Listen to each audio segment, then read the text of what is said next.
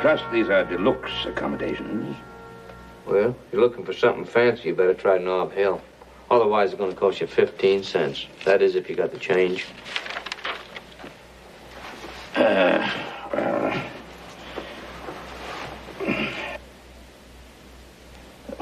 My dear chap, I find myself in the rather unusual position.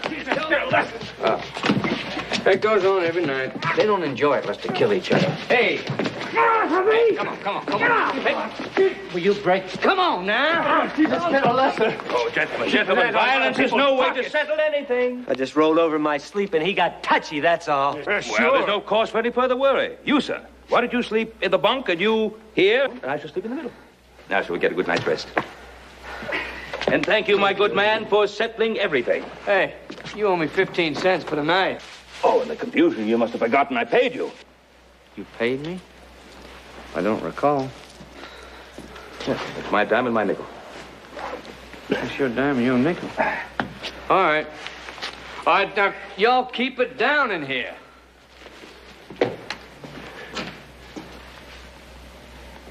And don't you try anything either. Your distrust of your fellow man will lead you to great unhappiness.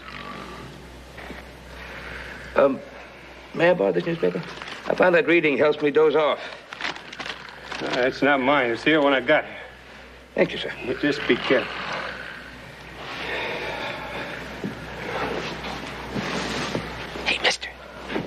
Hey, mister, you are an artist. I mean, the way you conned that clerk out of 15 cents, I thought he was going to hand you change. Poor soul had merely forgotten that I'd paid him. Oh, come on. Look, you don't have to kid me. I'm in the same line of work, only I'm not that good. Hey, the name's Jordan, Gil Jordan. How do you do? Mine's Bradley Meredith. Hey, how come you're stuck in a rat hole like this? Not to say it's merely a one-way stop on the road to better things. Oh, it's becoming a frightful nuisance. But one must get used to it.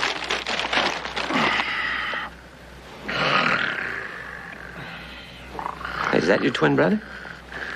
No relation at all. Must be a very rich man. Says he's the largest rancher in the state. I would say a millionaire once or twice over. I had the pleasure of meeting Mr. Cartwright. And thanks to our inordinate resemblance, he almost became a most generous benefactor. Unfortunately, my accomplices were both stupid and greedy. You should have had me along. One can't look back to yesterday. However, Mr. Cartwright's sabbatical might provide an excellent opportunity for another visit.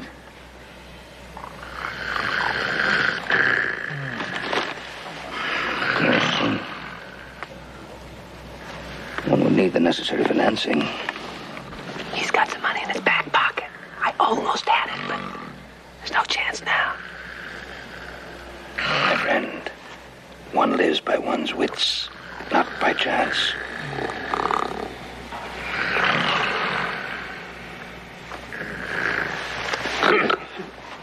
Now, I warned the both of you. No.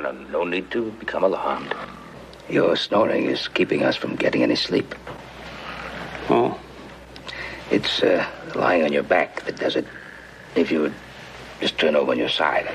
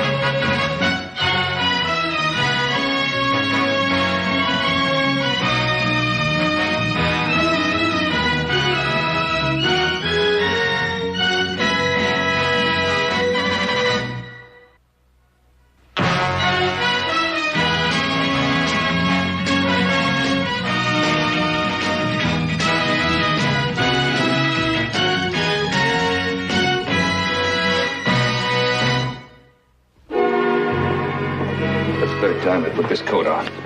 Mr. Cartwright, you remember what Hop Sing say. No eat too much of that fancy food. I'll be careful. What you forget? I didn't forget a thing, Hop Sing. Nothing. You know, the way he acts, you'd think that whole celebration was just for him.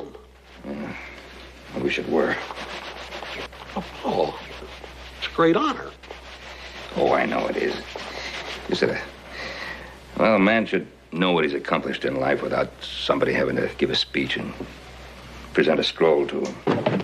I got everything, Hop Sing. Shirts, underwear, handkerchiefs. Where is soap? Soap? Hop Sing, who cares about soap? We're staying at the nicest hotel in Carson City. If he wants soap, he asks for soap. Jamie not ask for soap in Ponderosa. Jamie not ask for soap in Carson City. You wait. Why don't we do ourselves a favor and sneak out of here before Hop Sing gets back, or we'll never make it to Carson Not City. unless you want to do the cooking when you get back. Hop Sing, hurry up with the soap, please. You wash every day behind the ear. Yeah, right. You know where to find us if you need us, Hop Sing, right? Don't worry. Hop Sing in charge of Ponderosa. Nothing go wrong. All right, let's go, everybody. Come on. Bye, Hop Sing.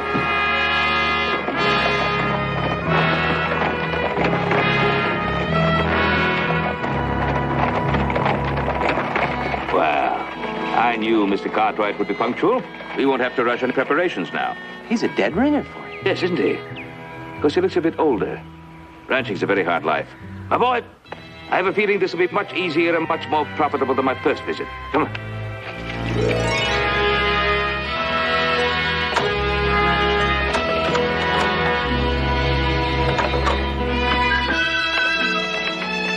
Yes, splendid, splendid. Hey, do you think it's safe in here? Of course, we won't be disturbed here. Yeah, there. Where'd you get those? I acquired these on my last visit to the Ponderosa. Fortunately, the San Francisco pawnbroker hadn't disposed of them. Very good. Now, yes, let's get this coat now. Sure hope it fits. You break into a store at night, there are no alterations. Oh, perfect. Perfect. Absolutely perfect. My dear chap, you look very distinguished. No, not the pince-nez, no. Not for someone of your youth. I would use them in more tragic moments, by tapping the palm of your hand. Oh, like this? A bit more slowly, as if in deep thought. Splendid. You're the most intelligent pupil I've ever had. All right, now we have the tools of your trade, Doctor. Let's run over your professional background. All right, I'm Dr. Gilbert Jordan, graduate.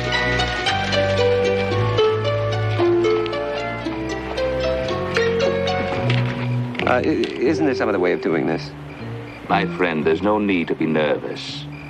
We will work with the full blessings of the law. Hey, I don't trust those blessings. Trust them? Have I been wrong yet?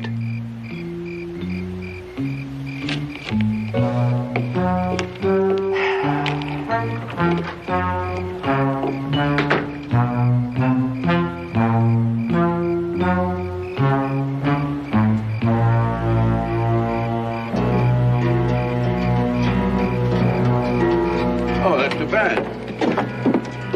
Ben? Benny, all right? Fine. Just fine. What's the matter with him, Doctor? There's a disturbance of the vascular system which could cause coagulation in the capillaries. Oh. Where's Hoss and Joe? Mr. Cartwright told him to stay in Carson City. He didn't want to spoil the celebration. At a time like this? Roy, I'm in the hands of a brilliant young doctor. Thank heavens he was in Carson City when I was stricken. Well, it seems to me that if he's any kind of a doctor at all, he'd have you in bed, not sitting in a rig like this.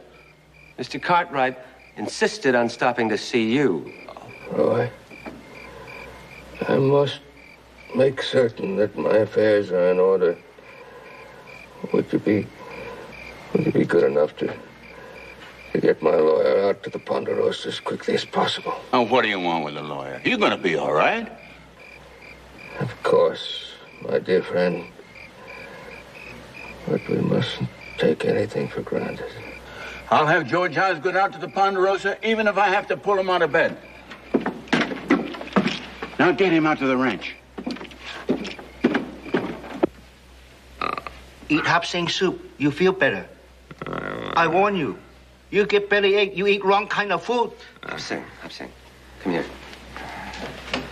I only wish it were Mr. Cartwright's stomach, but it's much more serious than that. Now, he must have absolute quiet if there's to be any chance of recovery.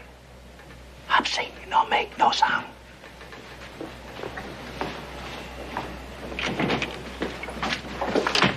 Is he going to be underfoot all the time, is he? No, Hop Sing is invaluable. Very trusting. I found out that last time I was here. Betty, do you think that's smart? You're going to smell up the whole room. Well, you can always open up the windows, get some fresh air. I need some relaxation. This dying is so strenuous. Yes? Your coffee. Relax. Just one moment. Don't be too sure now. The doctor's eminence is based on his ability to be vague. Stethoscope.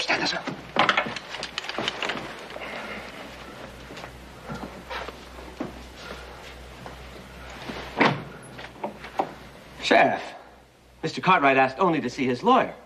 Now, too many visitors would not be wise at a time like this.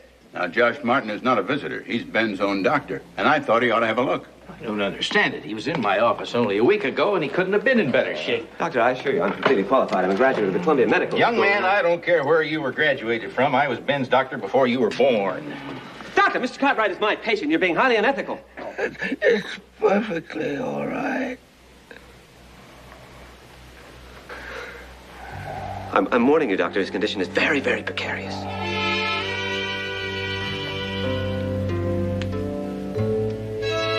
Right, Doctor, there's almost no pulse.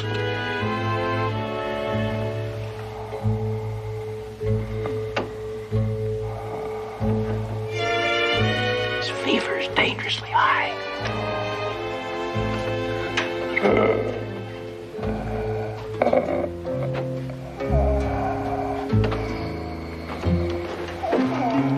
His breathing, I've never heard anything like it. I'll get a nurse over here immediately. I don't need some old crone hovering over me. And you don't have to whisper. I am not afraid. Roy, didn't you bring my lawyer? George Osgood is right here, Ben. Dear George, I feel much safer with my legal right arm. Oh, it's a shame the illness had to spoil your celebration, Ben. Oh, it doesn't matter.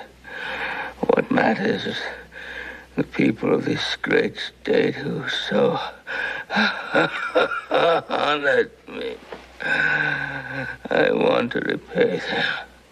We've been more than generous in your will. Oh, not nearly enough. I want the people of Virginia City to have schools equal to any in the country. I want the fire department to have the finest equipment. I want hospitals. I want to make these bequests before it's too late, George, so I can see the beginnings. Ben, you're a rich man, but you don't have that kind of ready cash. You'd have to sell off All possessions are mere transitory things. What does it matter if I sell off all my cattle, my horses, my land? Roy, you'll help them find buyers before it's too late. Ben, I'll have every qualified buyer in town out here tomorrow morning with cash in his pockets. Bless you, Roy. Gentlemen, please. Come along. You're taxing the patient's strength. Please.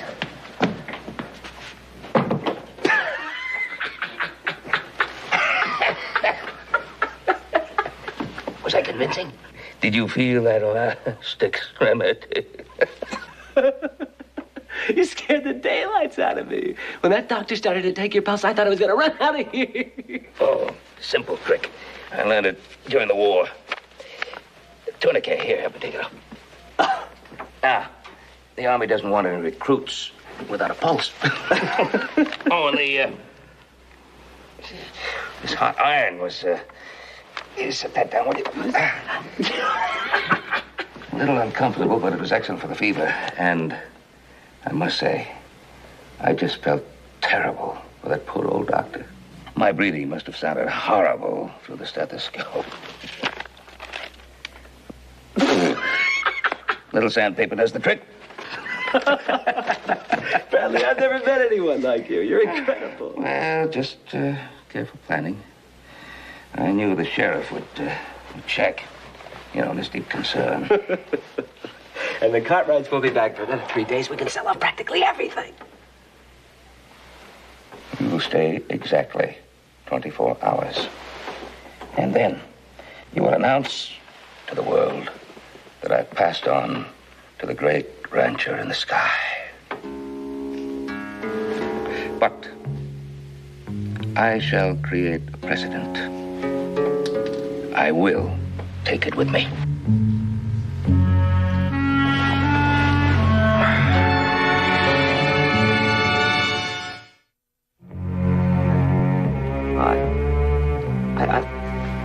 I think it's perfect. I think it's a bit too perfect. This is the signature of a hale and hearty Ben Cartwright. I think I know the price of everything. Cattle, land, horses, even Hop Sing's wages. I've got most of it right here. Excellent. Wouldn't want to think we were being swindled. 60. What about that? I think that's perfect. Bradley, is there something you can't do, is there? If it's dishonest, no. Yes? Just a minute, please.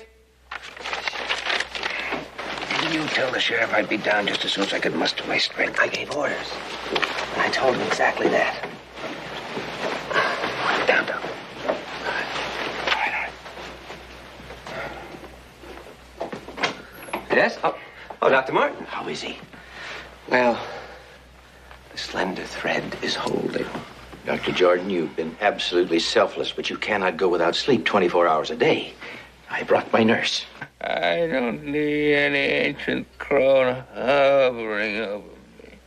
My regular nurse, Miss Prendergast, is visiting her family, but Ellen has been very helpful in several cases. Ben, you remember Ellen? Lucy Clark's granddaughter. Little Ellen, come over here, my dear.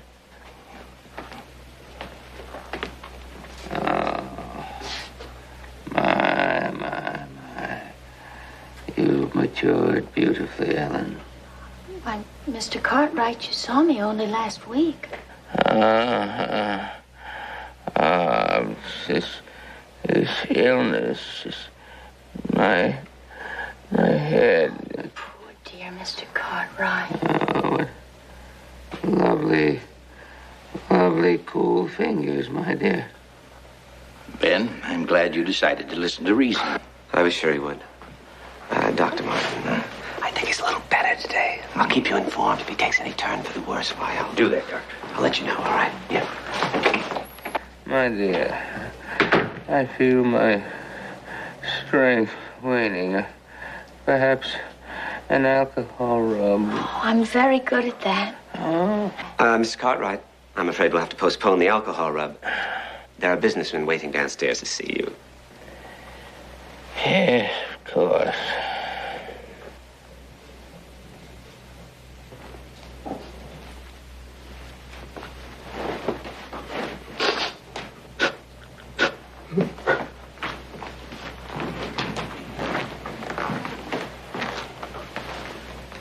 You never look better, Ben. In the pink. Doctor? Yes.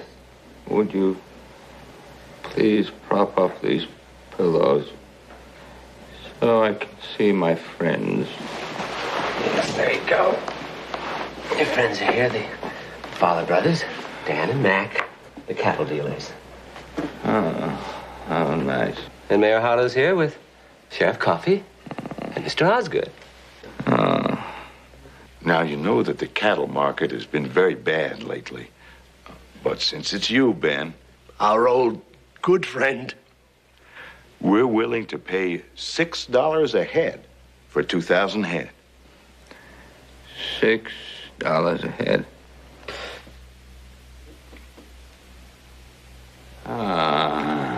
Gentlemen, please. You're upsetting the patient. Ben, how can you drive a hard bargain at a time like this? We can go $8 a head, even if we lose money. That's still $4 less than the market price. Yes, gentlemen, let us not argue. If they wish to take advantage of my condition. If they do, Ben, it's the last time they'll pull any of their shady deals on anybody. The mayor and I'll see to that. Mac, you're not fooling anybody with that good brother, bad brother act. All right, we'll go $12 a head, but only out of the kindness of my heart. You have a bill of sale?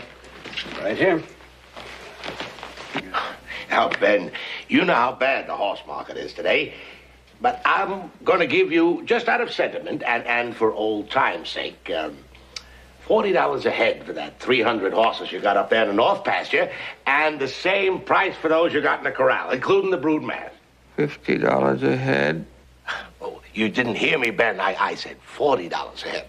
Mr. Henderson, this is no time for haggling. Something wrong? He didn't understand the price. Everything seems so far away, so distant. Did he say $50 or $60? Well, I didn't say either. Mr. Henderson, this is not an auction block. If you have any shred of human decency.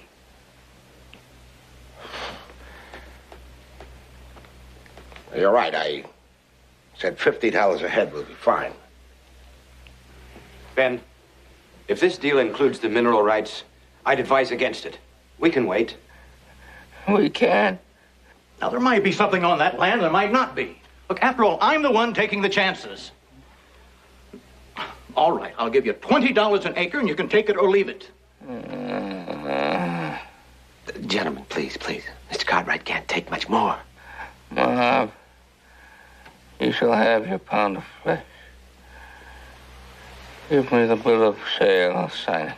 I don't want any bill of sale. I want it entered on the deed with mineral rights. But the deed's still at the county recorder's office. All right, you let me know when you get it. Oh, Bob. George, dear George, I'm sure we'll be able to get it for you. Ben, the county recorder's office is closed. Yes, they made it a legal holiday honoring you. Mm-hmm. We just have to wait until Monday. Mr. Cartwright, don't you remember? The county recorder's office sent you the deed back. I said that? Yes. Gentlemen, if you'll just give me a little time, with Mr. Cartwright's help in his more lucid moments, I'm sure we can find the deed. We'll have it for you by tomorrow morning. Will he last until morning? Well, I think I can pull him through. Good. Thank you, gentlemen. Thank you very much. You've been invaluable. Thank you. Good afternoon. Hopsay, would you mind? All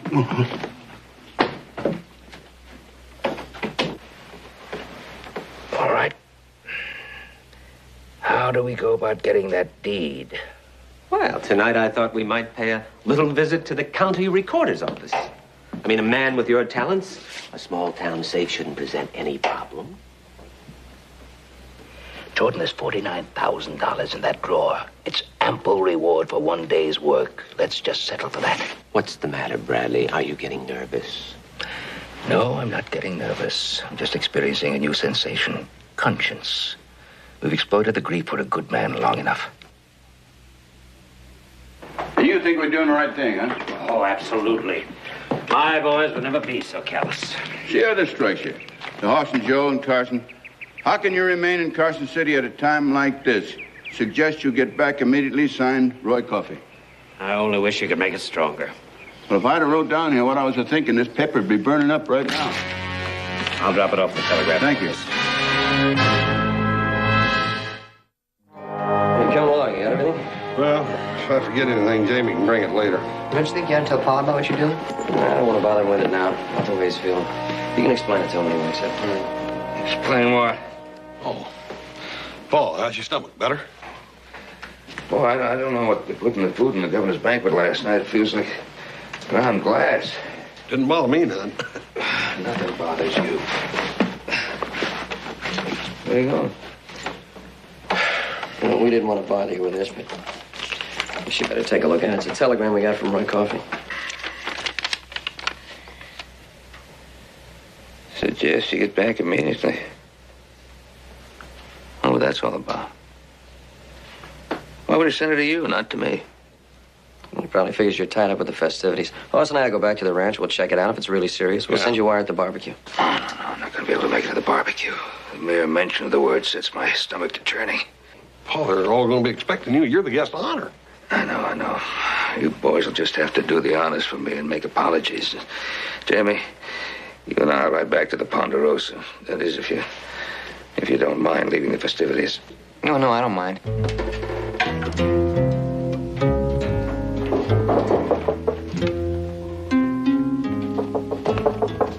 Jordan. Yeah, it's me. Open up.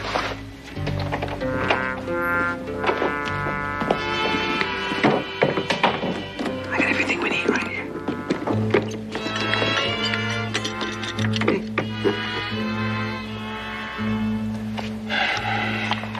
These are for amateurs. Where's your stethoscope? That's all I'll need. You can use these on some job of your own. What's the matter? You getting touchy or something, or what? Well, since you insist on this caper, I reserve the right to choose my partner for the next engagement. Oh, yeah, well, after this, you can do anything you want. Quietly.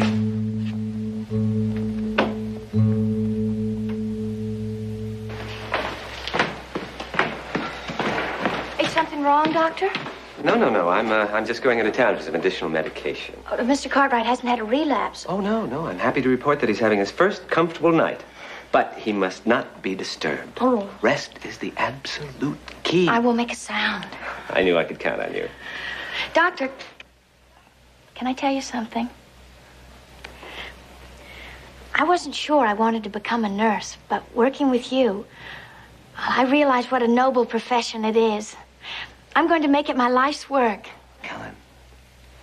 Ellen, you're much too pretty to waste your life in a drab uniform.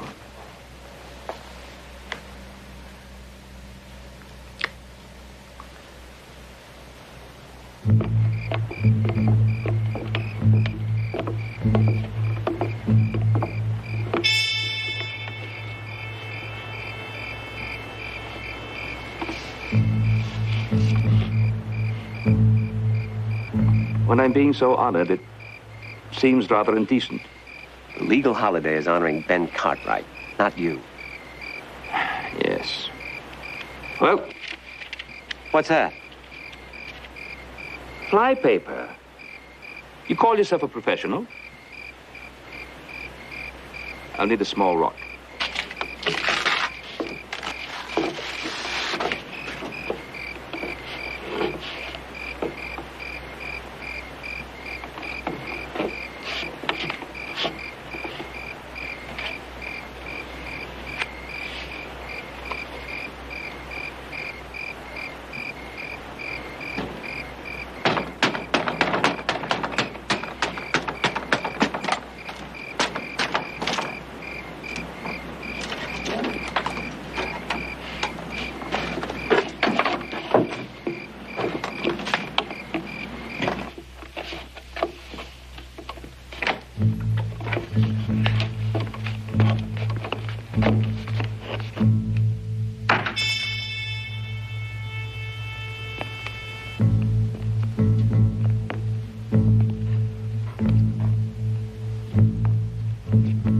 We'll need that.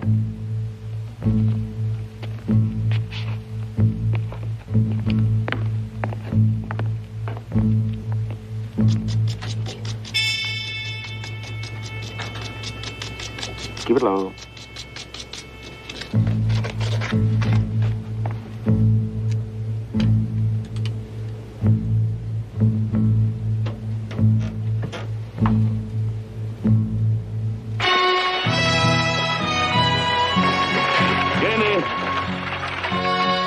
You better ride into town and ask Roy Coffey to come out to the Ponderosa. And get those pills from Dr. Martin, huh? Right away, Pa. Yeah.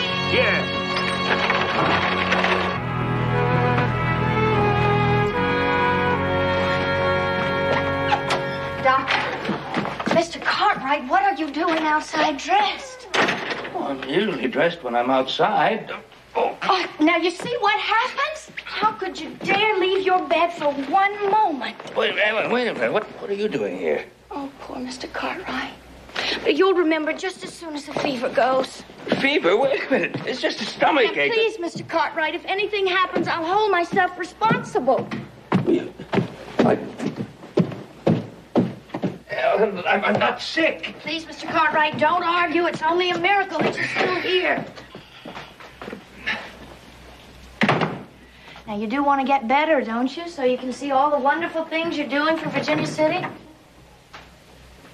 The wonderful things I'm doing? Oh, getting all that money for a schoolhouse, fire equipment, and a brand new hospital. Oh, you must be very proud. Well, proud isn't the word. You put this nightshirt on and climb right back into bed. Or do you want me to do it for you? Oh, no, I can do it. I'll be back in 2 minutes just to make sure.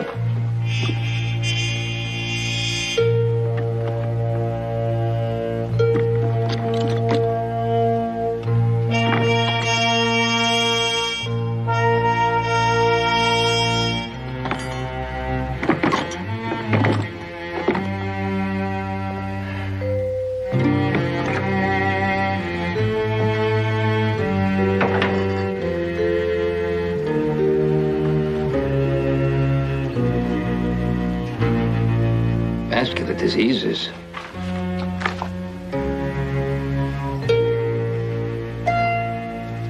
Meredith?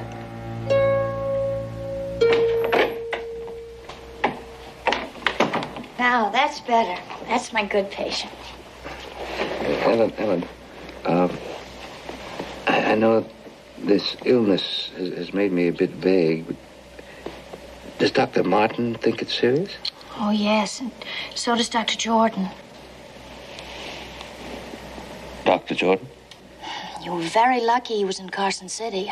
If he hadn't brought you back last night, there's no telling what might have happened.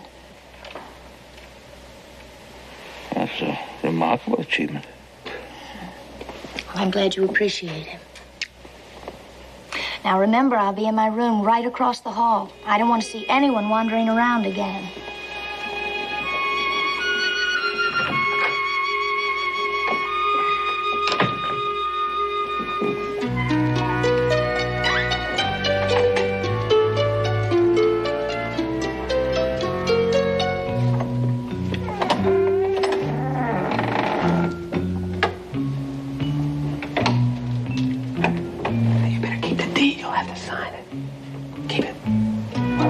know I'm needed.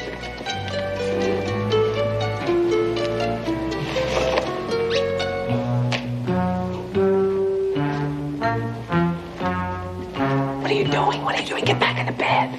I did that. I can't exist on a patient's diet. I'll get you some food. What? What? We didn't put away the horses. We didn't? I'll do it.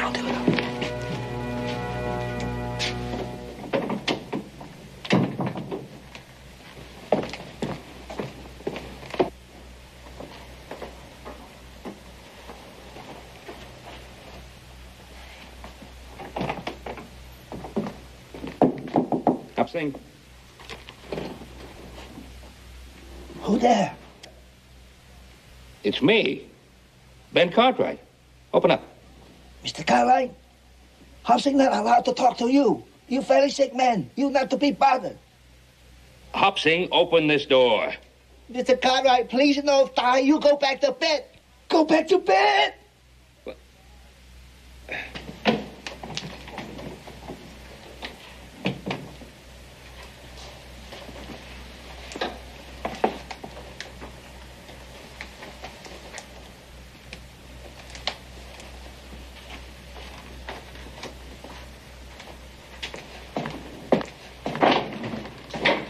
Mr. Cartwright, I don't know what I'm going to do with you.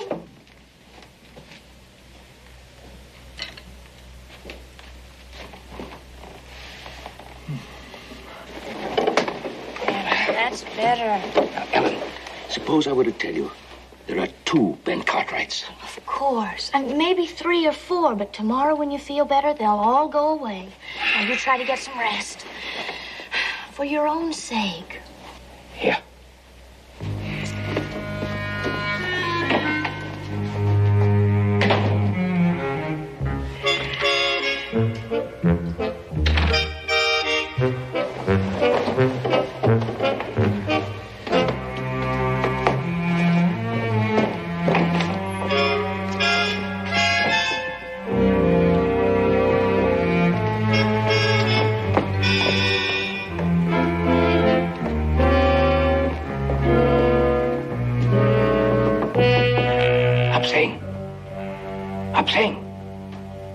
Can you hear me?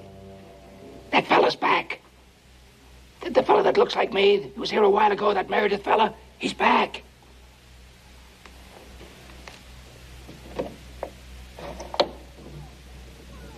He's back upstairs.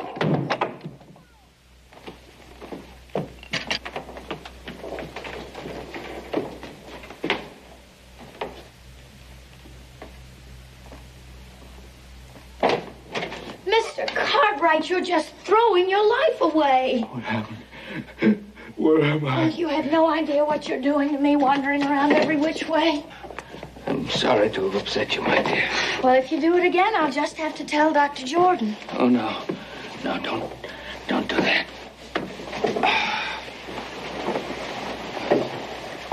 Oh. Now, a good night kiss, and I shall sleep like a babe. That's more like my Ben Cartwright. Thank you, my dear.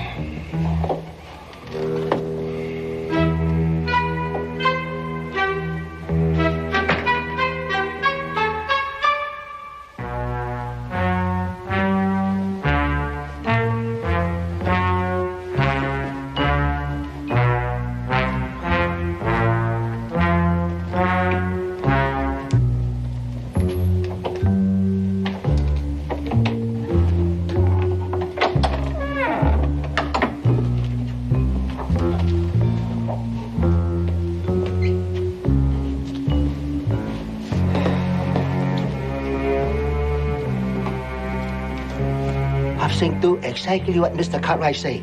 He forget all about Dr. Jordan. Good. Oh, one more thing.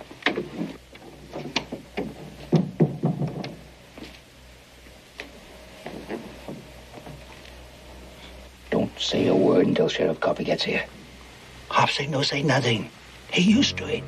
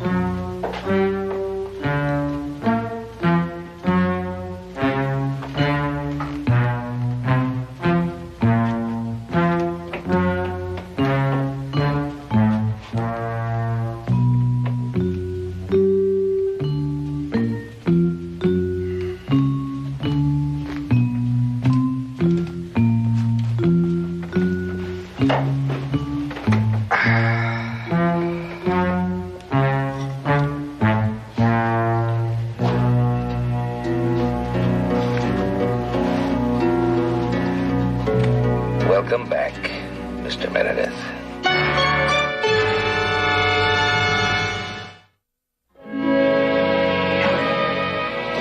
Ellen? Oh, how could you dare come here after what you've done? Ellen, I had to say goodbye before I give myself up. Well, you might have saved yourself the trouble. Ellen, you don't understand. I'm innocent. I was fooled by Meredith like everyone else. He's clever. And what about all that money you took? Ellen, I don't know anything about the money. When Mr. Cartwright arrived, I just panicked and ran. I saw my whole medical career finished. Ellen, it doesn't matter what happens to me, but I could have done so much to ease the suffering of other people. Well, you can explain all this to the sheriff and Mr. Cartwright. No. It's too late. I'll be tarred by the same brush as Meredith. If I hadn't lost my head, I would have been on my way to California.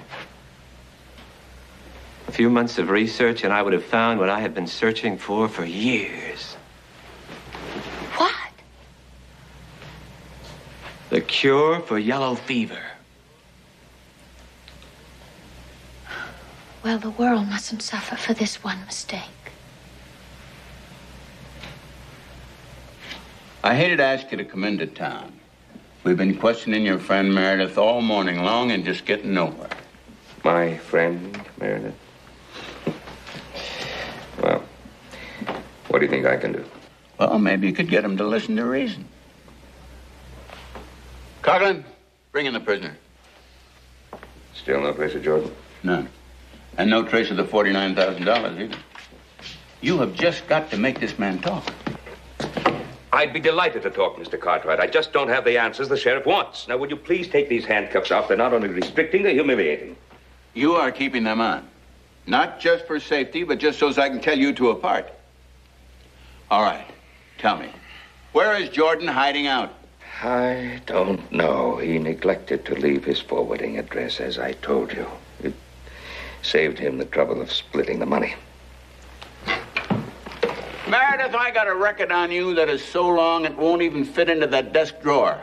Mr. Cartwright, would you please tell this strong arm of the law that I would be delighted to help him find Mr. Jordan.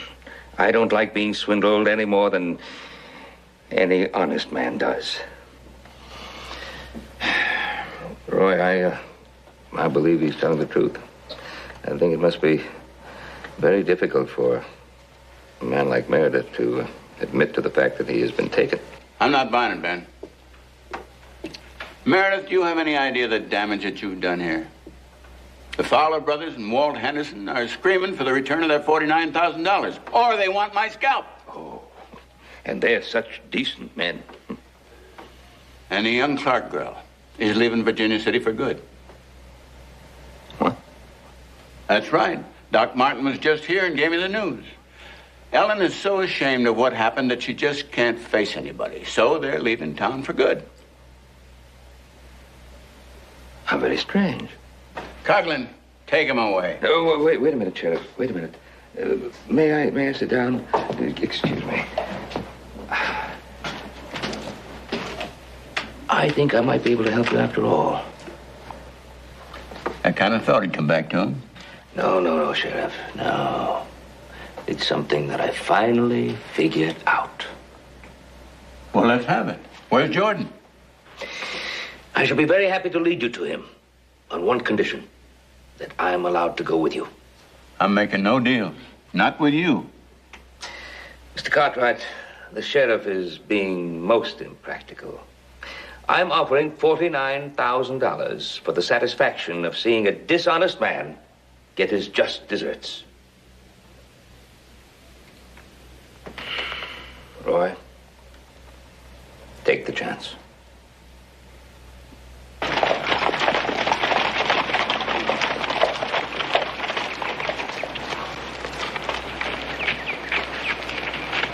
Ben, how in the world did you ever let him talk you into a thing like this? I'm not going to be embarrassed by asking a sweet old lady like Mrs. Clark a lot of fool questions. I think you'd be rather surprised at sweet old Mrs. Clark. Ben, you can make a fool of yourself if you want to, but I'm taking this man into town.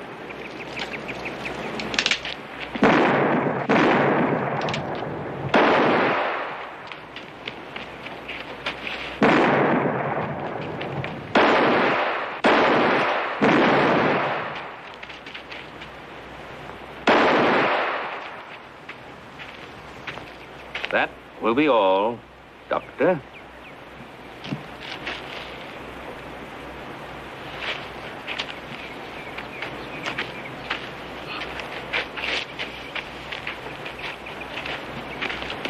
You're making a terrible mistake. He's a fine man. He's a fine man, all right. He's wanted in 6 states. I gotta hand it to you, Meredith. Where'd he go? No. Who let him get away? He'll be back someday. I'm afraid.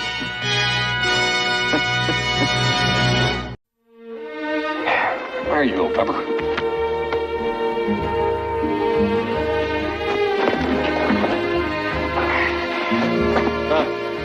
This has got to be tighter. Oh, here, I got it.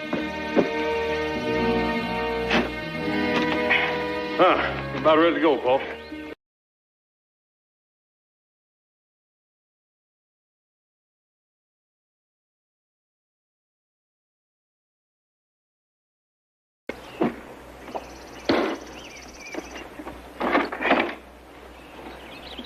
Jamie, Canyon Road is a little too steep. I'd rather you took the North Fork to Jackson's Ford and then come in the back way. That's got to be at least 10 miles farther. It's a longer way, but it's a safe way. You and Hoss and Joe take that route all the time. Yes, we do. So will you when you've had more experience. This is the first time you've taken a wagon this big. I'll be leaving for Beaver Camp in about an hour. I'll see you there. Yes, sir.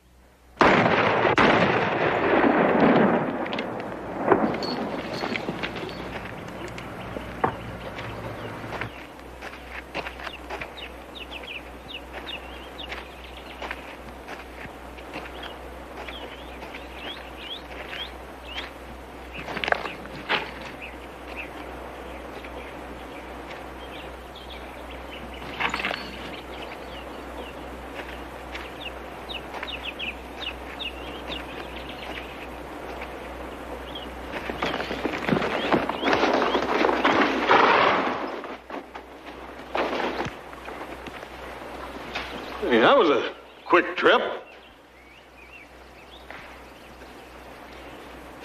I thought you was going to be gone for 3 days. Get your plans. What's that all about? Take a look over there.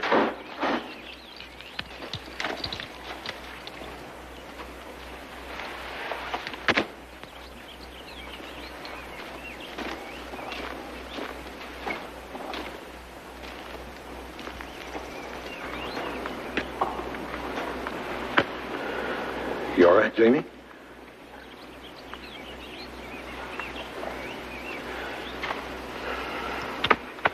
I'll take care of Pepper.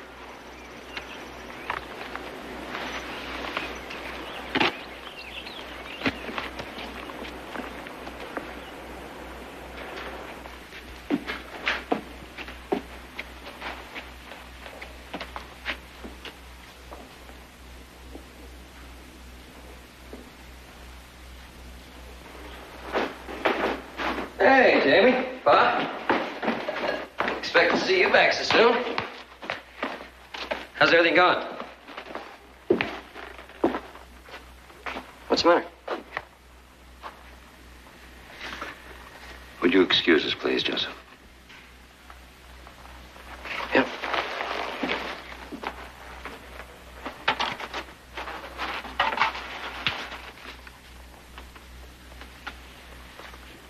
I want you to start packing. I'll leave right away. You what? Well, leave right away. I expect I can get out to the road and catch a ride on a freight wagon before dark. Yes, I expect you can. Don't want to hang around where I'm not wanted. Not that I blame you. I did what you told me not to. And I got a good horse killed. And I busted up a wagon. Now, you tell me how much that horse and wagon costs, and I swear to you, I'll send you the money just as soon as I can. Where do you plan to go?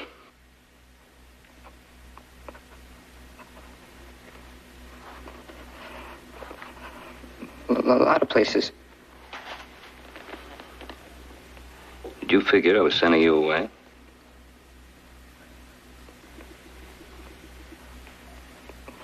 Sure, after what I... Wrong. I'm leaving on a pack trip early tomorrow. I want you to come along with me. We'll be gone several days. Pack trip? What about what I did today? We'll get to that.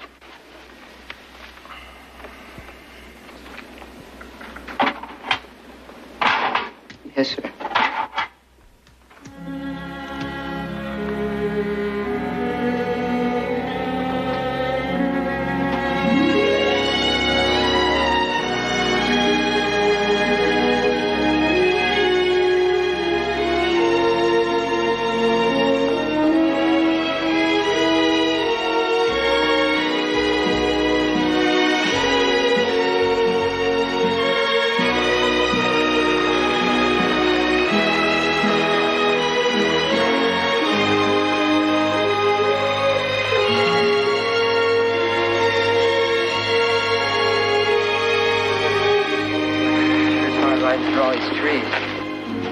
Well, we got open country beyond the timber here. And we got the fenced-in range, East Ranch. All right, down this way.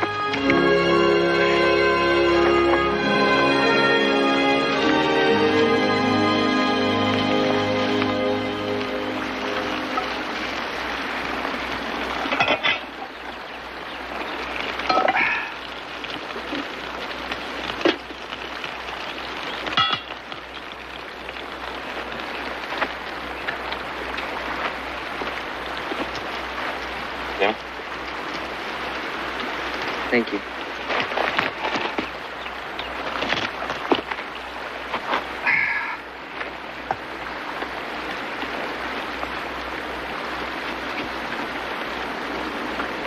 Awfully quiet, Jamie. Cat got your tongue?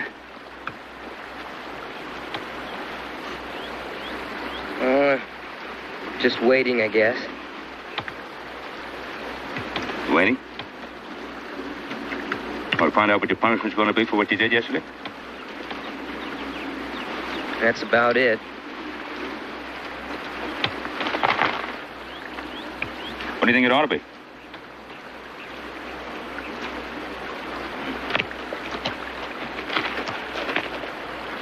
Well, some of the kids at school get a belt used on them when they do something wrong. Mm-hmm. Of course, that's for kid stuff. What I did was worse.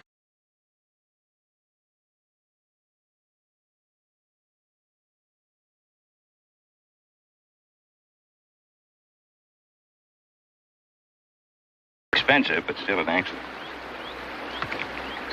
But you did disobey. Yes, sir, I sure did. So what we're concerned with is the punishment for disobedience. Yeah. Well, if we use that strap that you're talking about, you wouldn't be able to sit in the saddle. We got a long ride ahead of us. Well, maybe we'll figure something out on the way. Unless you have an idea now. No, I ain't got any. I think you're going to like that East Ranch spread. That Betsy Rush makes the best pie in the territory.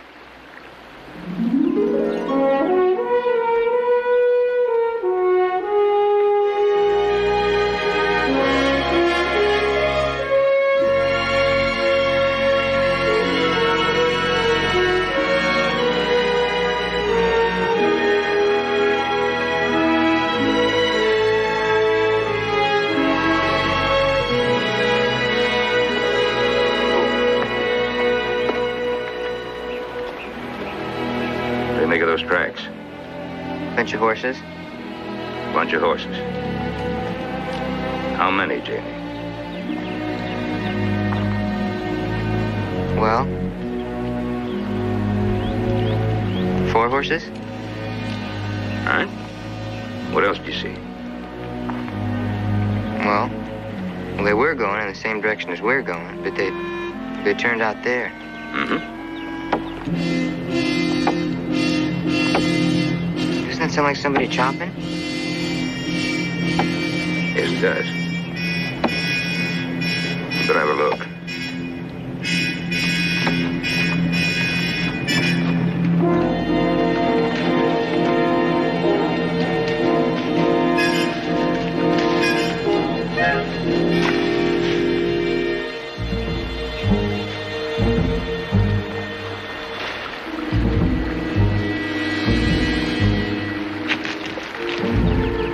Stay here and tend the horses.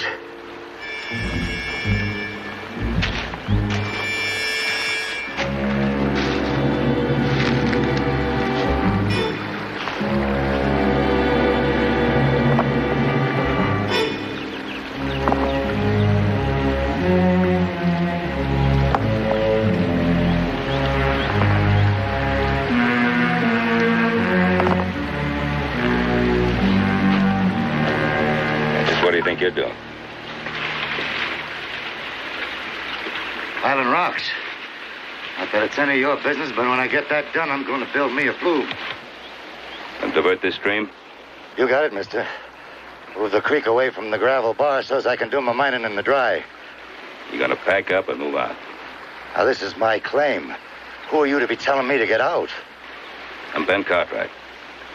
So what's that mean? Means I own this place. Now, I got a map that says this is government land. Open to anybody who wants to stake a claim. I'm private property, and you know it.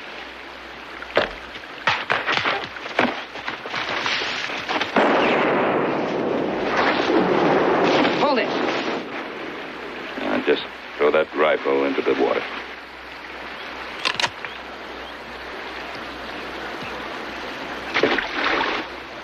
Start moving out.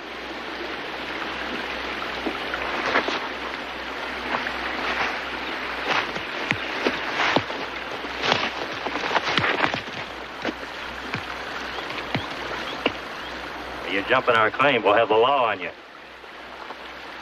You have no claim on anything here. You're on Ponderosa property. On the what?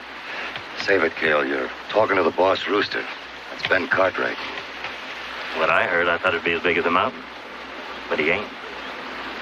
I'll bet he can be hurt just like anybody else. Now start packing.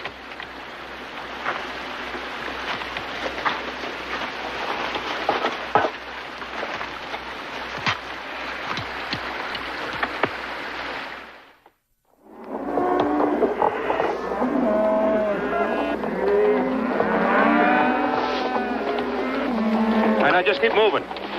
All the way through.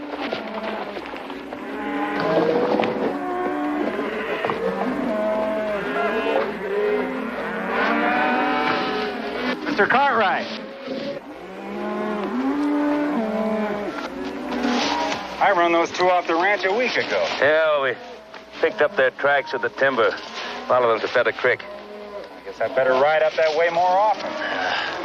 Oh, and forgetting my manners, letting the boss man stand around here. Betsy, good to see you. Mr. Cartwright? Brought a new hand here. Yeah, I see. Jamie, this is Mr. and Mrs. Rush. Hi, nice to meet you. Hello, Jamie. Glad to know you. Well, I expect you're hungry. Not this time, Clint. We're way behind schedule. Still have a long way to go. Oh, here you are. 3 months' pay. Make out a list of the things you need, and I'll pick it up on the way back. All right, I'll have it ready. All right. Will you excuse me, Mr. Cartwright? Nice to see you again, Betsy. Those, cattle look pretty good. Yeah. With the care and feed they've been getting, there's no reason why they shouldn't. Well, trying to improve the breed is always a gamble. I think this was going to pay off. It's paying off now. There's only 2 scrubs in the last calf crop. Another 2 or 3 generations will tell the story. Yeah. Oh, you'll be seeing Bill Cooper. Say hello for me. Be glad to. Gets lonely here. But his job, that'd have me talking to the squirrels. Listen, those prospectors came back once. They might try it again. I'll be on the lookout. You two hurry back. All right. Go, Jamie. I'll be seeing you, Jamie. All right, bye-bye.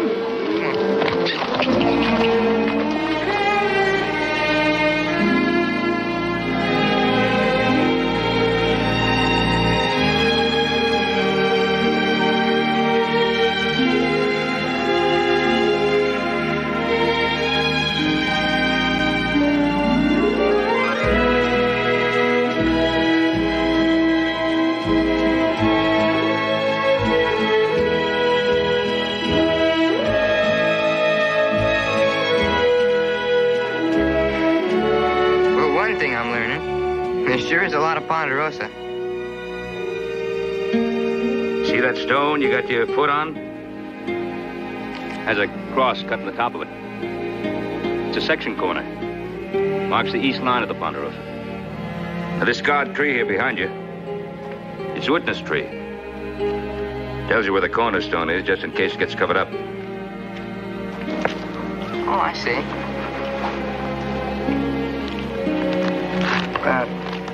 This, Bill Cooper, where do we find him? He's at the South Camp. About 2 days' ride from here. You know, Clint Rush wanted us to come in, but his wife didn't. What do you suppose was wrong? I have no idea. Trouble of some kind. Well, if it'd been ranch trouble, I think Clint would have told me. In fact, I'm sure he would have. Family problems are personal. Don't mix into them. Oh, yeah, I know. Well, all I was going to say is that this jerky sure don't taste like that apple pie you told me about. Sure don't. You know, we got a real pretty ride ahead of us. Could be an easy one, too. A rifle. Time to ride.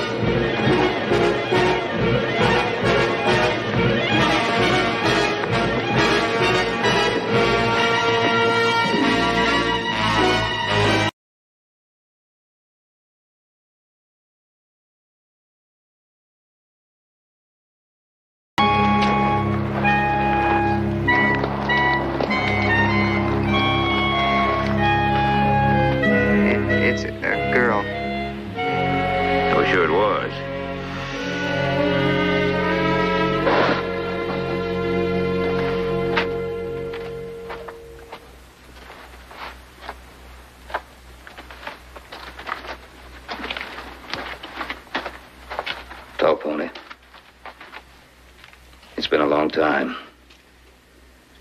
I hope I'm welcome here.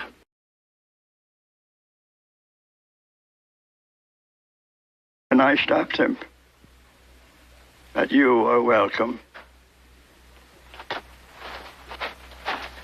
I'm sorry to find you sick. My heart is sorry you came when my granddaughter hunted your beef. Did she miss? No. She shot true and straight. And with a rifle as old as yours, that's no small thing. Our White Squirrel is the true granddaughter of Tall Pony. Did she choose a good animal? Yes. With good fat on the ribs? Yes, a young steer, a lot of fat. You are the granddaughter of a chief. You did well. She only did what she was told to do. I am the reason.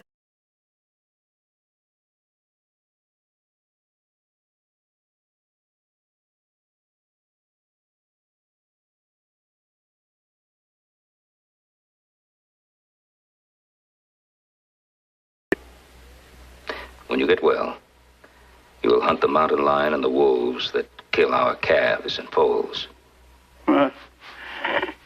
Even if I could hunt, I could not shoot. My gunpowder is gone.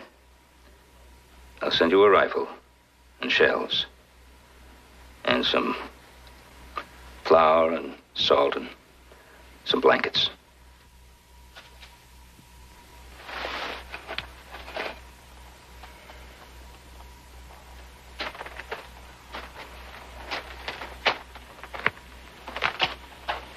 If I see your son, I'll send him back to you. He will only leave again. Yes, it's possible. Well, come on, let's tend to that beef.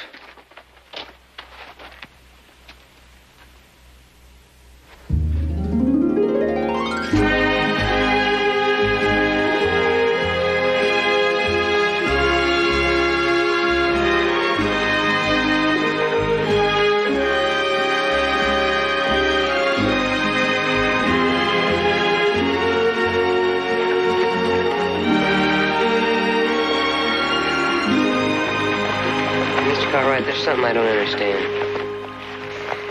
I can see why you let that old Indian have the Ponderosa beef. You know, him and the girl being hungry and all. But sending him a rifle and shells, isn't that asking for?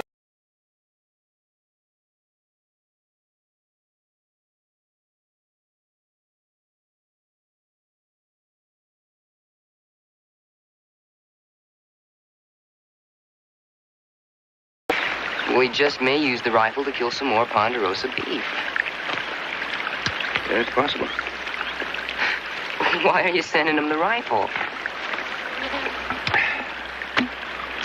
Jimmy had known that old man for a long time. I'd know he'd kill Ponderosa beef only if he needed it to stay alive. And if that happens, then I consider it partial payment in the debt I owe him. What about that old Indian son? Why doesn't he help any? He's become a town Indian. Quite a taste for whiskey. Stays drunk most of the time. Can't keep a job long enough to earn the money to pay for the whiskey, so he begs. That's plain awful. It's part of a plain, awful pattern. We destroyed a proud people. That's the debt I was talking about. We all of us share it. Or ought to.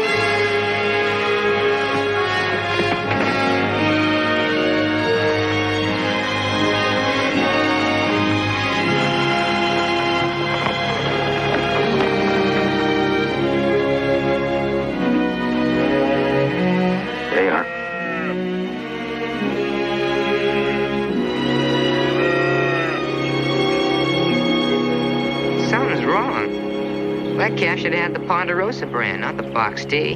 That's right. Hey, somebody's stealing your calves. Well, I don't know if Harlow and Charlie would agree with you. I think you're right.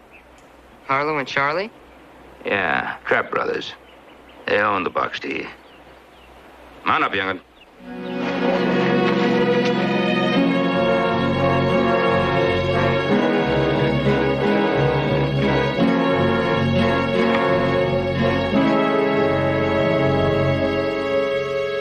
Oh, no Trapp. I thought this was the South camp. It is. 2 saddle horses. Looks like the Trapp brothers are calling on Bill Cooper. We'll come in from the back.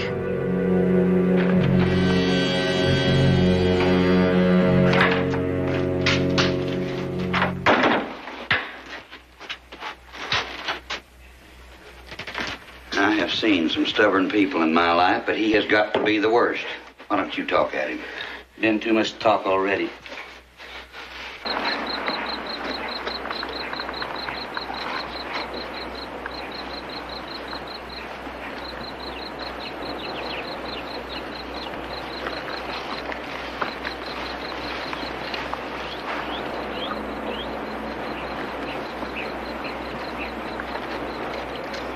Now, when I tell you, you give that wall a whack. And you stay put.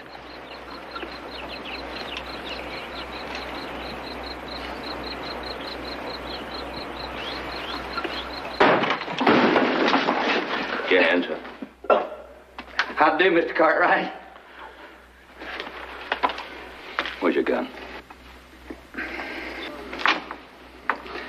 All right, sit down, Harlow. Sit down, Charlie. Hands flat on the table. You got him. You sure don't stay put too well, do you? As long as you're here, untie Bill Cooper. Yes, sir. I'd be obliged. I ain't much for company, but I'm sure glad to see you two. Now, Mr. Cartwright, this ain't like it appears. Old Bill Cooper over there, he's got some funny ideas, and we're just trying to reason with him. Even talking, but not to me. And now what he's going to try and tell you, Mr. Cartwright, is that we was branding your calves. Well, by goonies, we wouldn't do that. That'd be stealing. Ain't that right, baby brother? That's right. I mean, what we was doing, Mr. Cartwright, you see, is we was branding strays. And everybody knows that ain't stealing. That's Mavericking, and there ain't nothing wrong with that. I saw 2 of your Box T Mavericks following Ponderosa cows. Trying to get acquainted, was he? No. Following the mothers. They were Ponderosa calves. You don't suppose we could have made a mistake?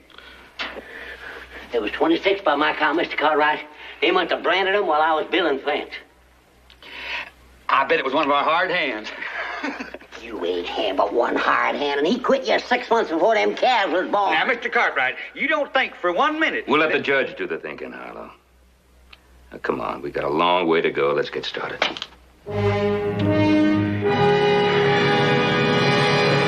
You got to admit, we didn't harm a hair on old Cooper's head. I mean, we just kind of tied him up in there so he wouldn't get mad and commence to thrashing around and hurt himself while we was talking. Talking about which one was going to pull the trigger and which one was going to dig a grave. All right, move out. Now, I mean, you know, that's not true. I mean...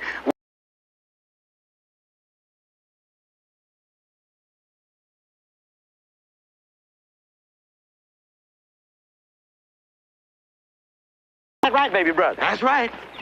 Come to think of it, it was raining mighty hard that day. We couldn't hardly keep the fires going and the branding irons hot. I mean, it'd been easy to make a mistake about which calf you was putting a branding iron on. 26 mistakes? You know, Cooper and us have been neighbors for a long time, you know. You know, it's the mark of a big man to forgive and forget. Ooh.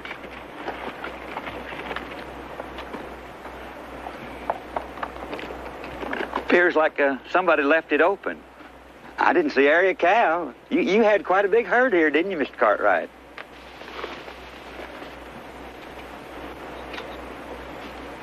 Move on. You know, that's what happens. Fella gets worried about a couple little old scrawny calves, and next thing you know, somebody done run off with his whole herd of prime beef. Happen every time like that, you know.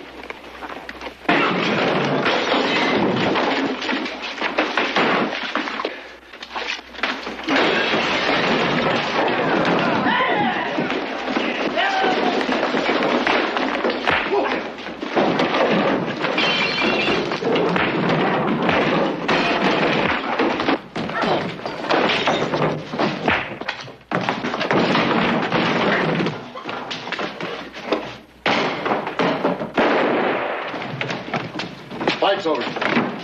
On your feet. You two, let's go. Settle down. Take it easy. Settle down.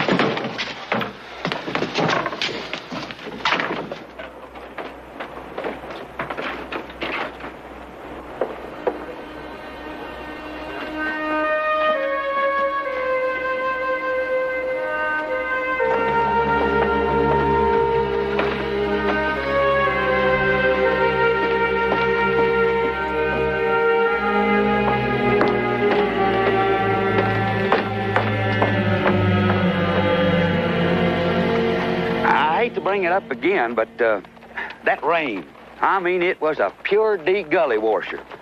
And all them little calves was mired down in that mud. Their mamas was nowheres in sight. They was orphans, mavericks. And I said to brother, brother, it's our bound and duty to take care of them poor little calves. You sure you wouldn't like a cold beer, Mr. Cartwright? I mean, it's about the coldest beer in the whole territory. No. Don't suppose you would. Why don't you shut up? Now, brother, you ain't got no call to talk to me like that. It's like I said, Mr. Cartwright. I mean, it was raining so hard, you couldn't hardly see your hand in front of your face. I mean, we weren't really stealing. You were saying?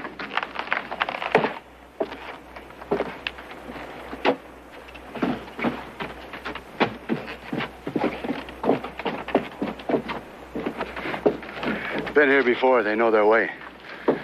It's been a busy day. Oh? I got a friend of yours in there, Ben. Clint Rush.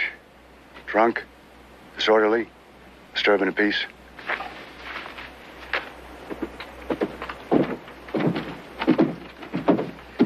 Betsy? Mr. Cartwright? I thought I saw you sitting here when we rode in. You remember Jamie? Yes, you're with the ranch. Jamie may not look it, but he's hollow to the heels. He's going to get himself a sandwich and a piece of pie. It was good to see you, man. If you'll excuse me.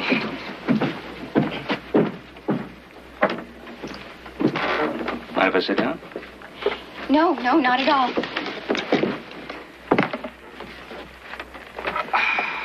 Feels good just to sit. When's the stage due? 15 minutes. Maybe an hour. The agent didn't even want to make a guess. Nice day to travel. Yes.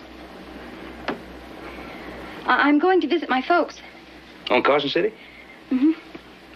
My father's getting on in years, and, well, I thought it would be a good idea to see him before it got too late. Oh, yeah, I know your father. He's about my age. Mr. Cartwright, I didn't mean that. What, that we were tottering to the grave? I know that. My mother hasn't been feeling very well, and... Oh. Mr. Cartwright, I might as well tell you. I'm leaving Clint. Well, these things happen. I know you've seen him, so if he told you to come talk to me, to ask me to come back, it's not going to do any good. No, not a word. Didn't say a thing. Be a nice change for you in Carson City. Certainly will. And it does get lonely living out in the ranch, miles from your nearest neighbor. Hard to get used to. I'm used to it. I was born on a ranch. Oh, we had our squabbles, I guess most married folk do. All the way into town, I was trying to figure out if it was my fault or his fault. Both our faults. Well, it does take two to argue.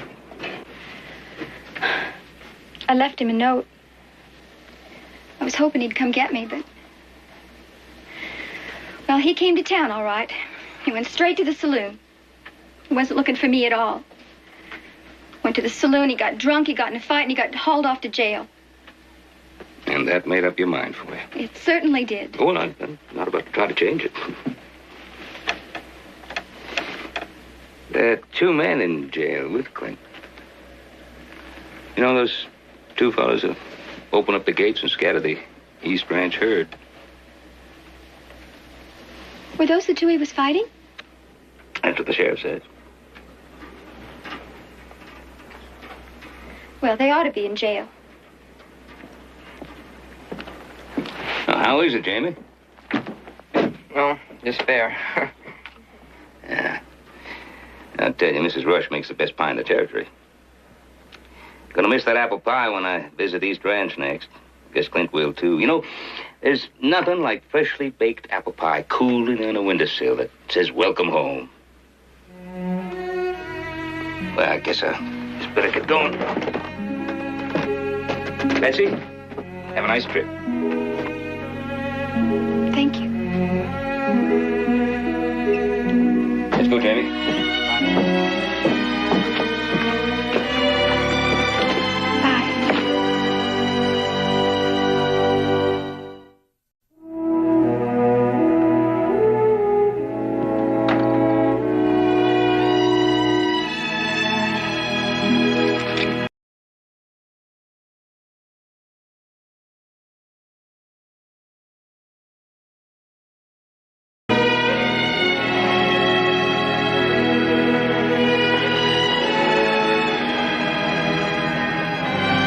I'll get your horse, Mr. Rush. Okay, thanks, Jamie.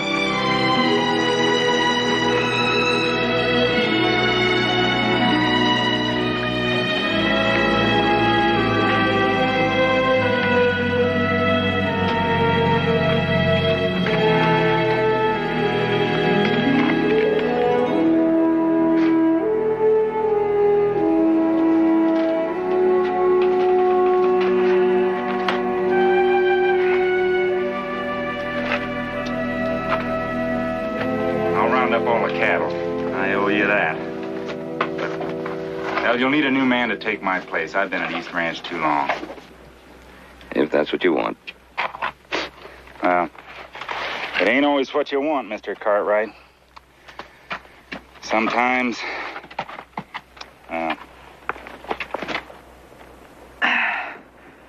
Thanks, Jamie. Yes, sir. I better get on out there.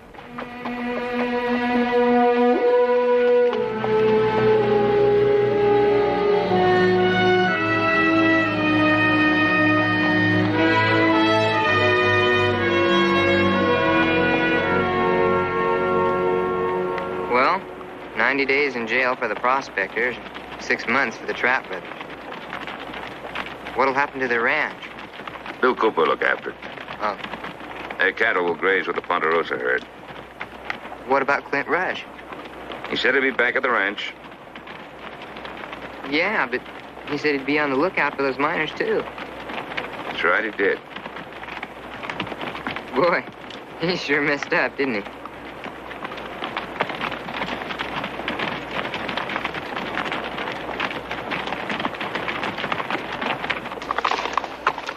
You know, I bet he rode for the hills.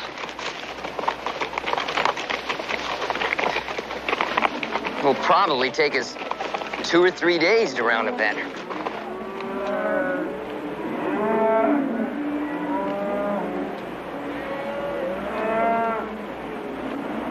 You were saying? I talk too much.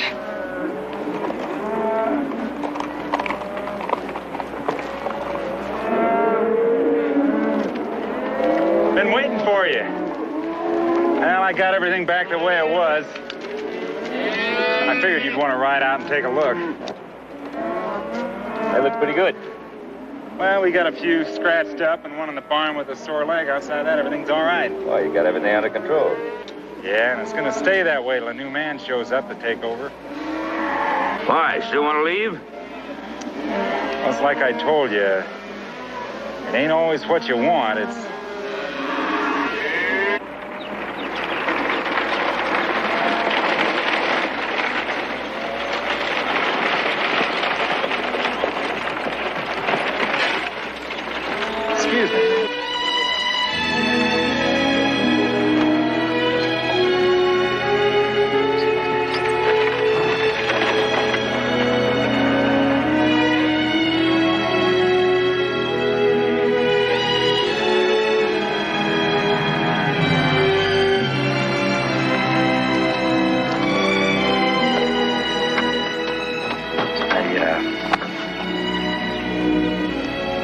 Here, let me take that bag.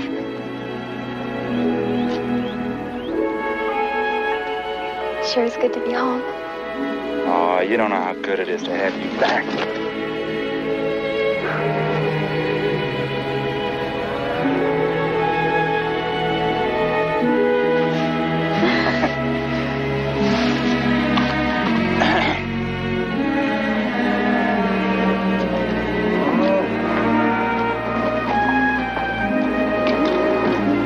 Mr. Cartwright, I'm going to start dinner real soon. We're going to have steak and biscuits and some fresh apple pie. Yeah, I'm sorry, Betsy. It's going to be hard to say no to that, but we still have a long way to go. Next time around, I promise. Bye-bye. Bye.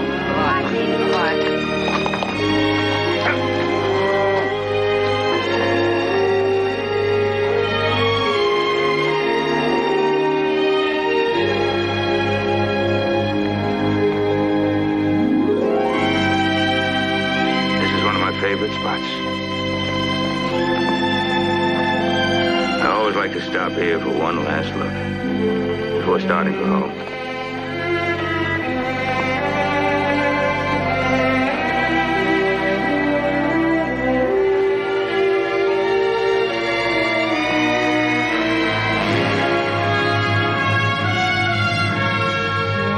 Isn't that beautiful? Yeah, it really is. Let's tie up.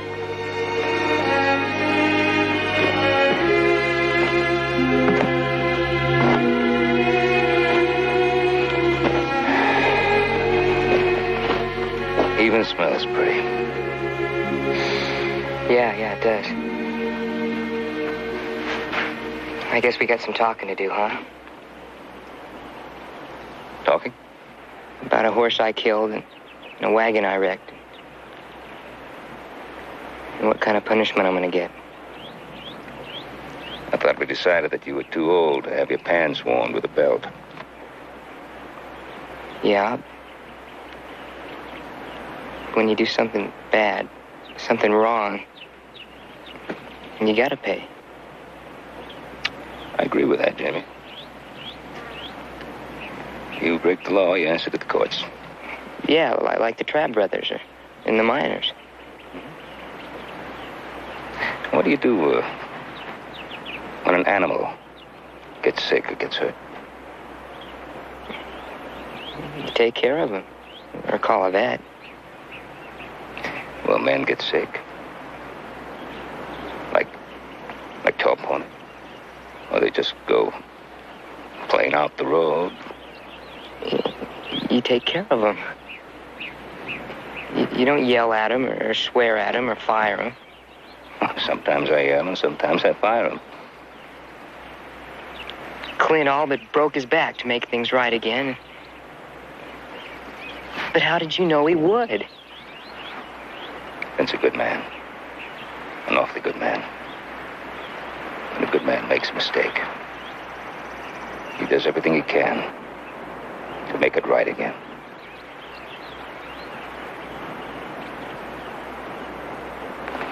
Jamie? Have you had a good look at this witness tree? No, not really. I want you to.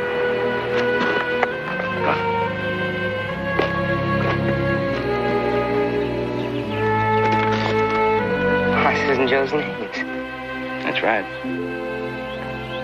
They made the swing with you, too? Yes, they have. On various occasions.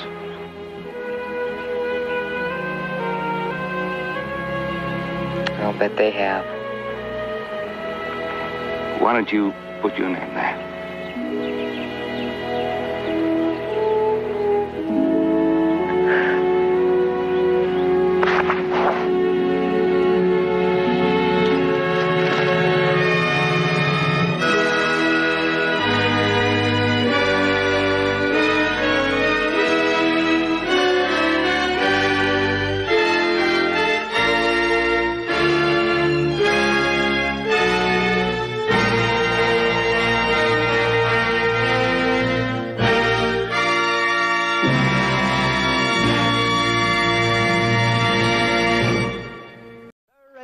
fine a pair as you could ask. The kind of a gift a man of property might give to his wife. Well, let me hear a bid. I want to open up a bid. Let me have a bid of $80 bid. $80 bid if I $80 biddy bitty buy. Who'll give a $100 bill? $100 bill if I $100 bill. Let me hear a 125. I'll tell you this, Paul. 125 I have a 125. That stud horse is the answer. With him and a few good brood mares, and it wouldn't take no time. We'd have the best line of livestock in the whole territory. Well, you don't have to sell me. It's your project. But I'd be careful if I was you. The auctioneer sees that look in your eye, and you got a shit on the crowd, he'll run the price of that stud up over 1,000. Hey, Hoss, if you run short, I have that $27 I saved. I may take you up on that, little buddy. Second time around at a 125. Third, sold at a $125. And now, gentlemen, the real high point of this or any other sale. Bring him in, Jose. Gentlemen, I give you Prince Omar. He's coming up now. Now, I'm not going to insult you gentlemen's intelligence by entertaining too low an opening bid. I want to start the bidding at $500. I want to hear a $500 bid. Let me hear a $500 bid. This is Prince Omar, pure gold and horse flesh. Let me hear a $400 bid. Who bid a $400? Come, gentlemen. Surely no urging is needed to commence the bidding on this magnificent animal. His splendid configuration, his impeccable bloodline speak for themselves. Now, do I hear a bid of $400? Let me hear a $400 bid. 300. 400. $400 bid of my 400. Who'll make a $500 bid? Who bid 5? 500. $500 bill I have. 500. 550. $550 bill.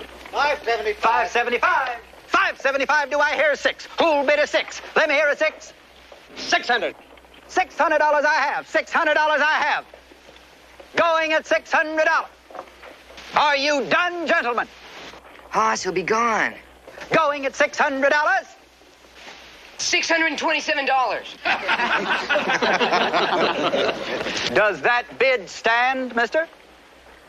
It stands. He's my agent. 750. 750 I have. Who'll make it 8? Going at 750. Going once at $750. What do you think, Paul?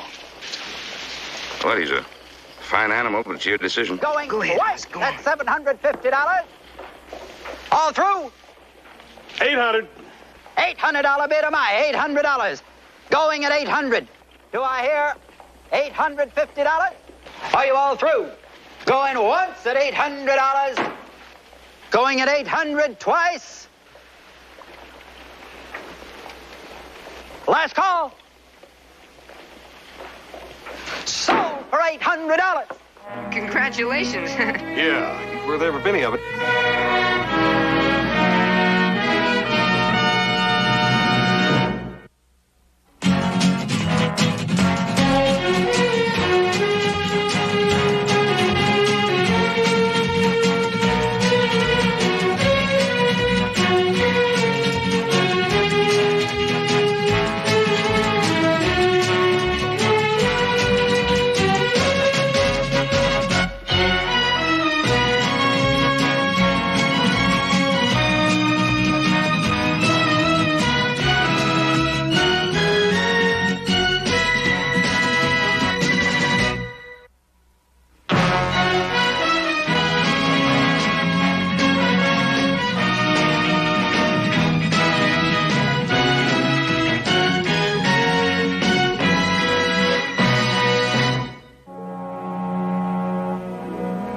He's in Cassie's name, so you'll have to sign the bill of sale. That agent doesn't know that I'm involved.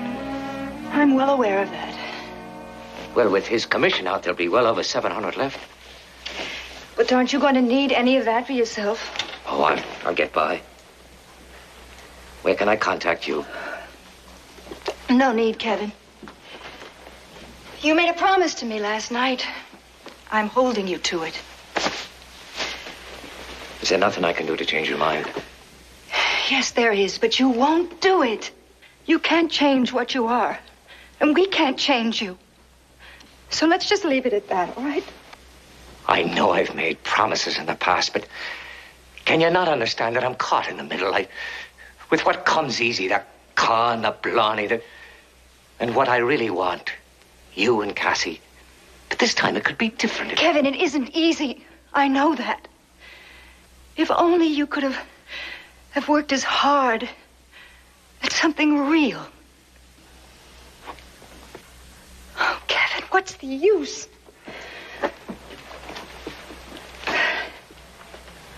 Do you believe I love you? Oh, dear heart.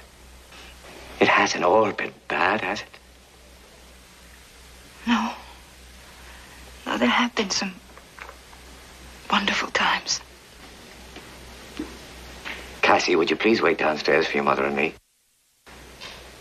We need to talk alone. Oh, no, not again. I can't let you do this to me again. Cassie, we're leaving now.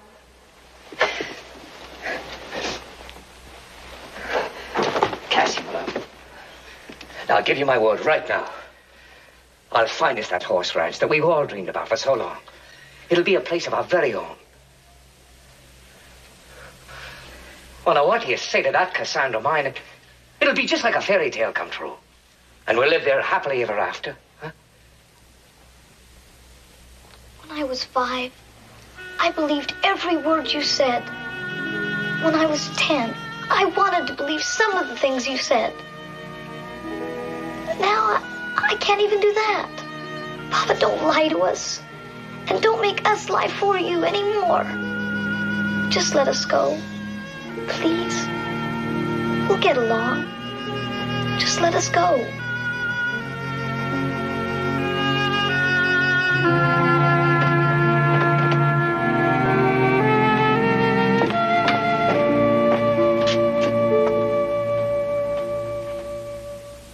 It shouldn't be much longer now, ma'am. If we'd known you wanted a bank draft instead of cash, I'd have had the money ready for you. Oh, just so we don't miss the stage to Laramie. Oh. Well, you have a while. Could I go say goodbye to him? Oh, darling, it might make it harder. Hello, Prince Omar.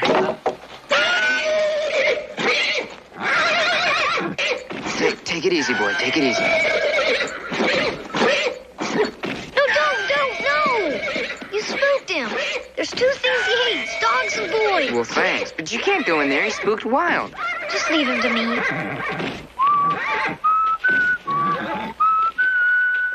Easy. Yeah. What happened to him? Oh, he just gets like that sometimes. He'll be all right now. You weren't even afraid of him. Even when he was playing loco, you weren't afraid of him at all. Afraid? How can you be afraid of something that you love? Your bank draft and your cash. Thank you. And thank you, Mr. Cartwright. You're welcome. I hope you think it's a fair price. Well, it's what my husband felt it should bring. I'm sorry your husband isn't in town. If he has any more stock like that Prince Omar, I'd sure like to talk to him about acquiring some. Well, I'm sure he'd be very interested.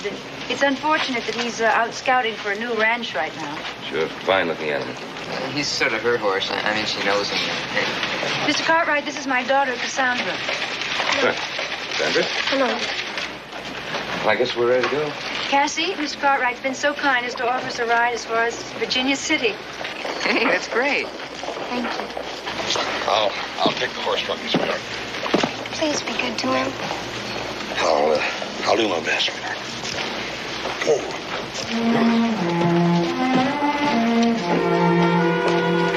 All right.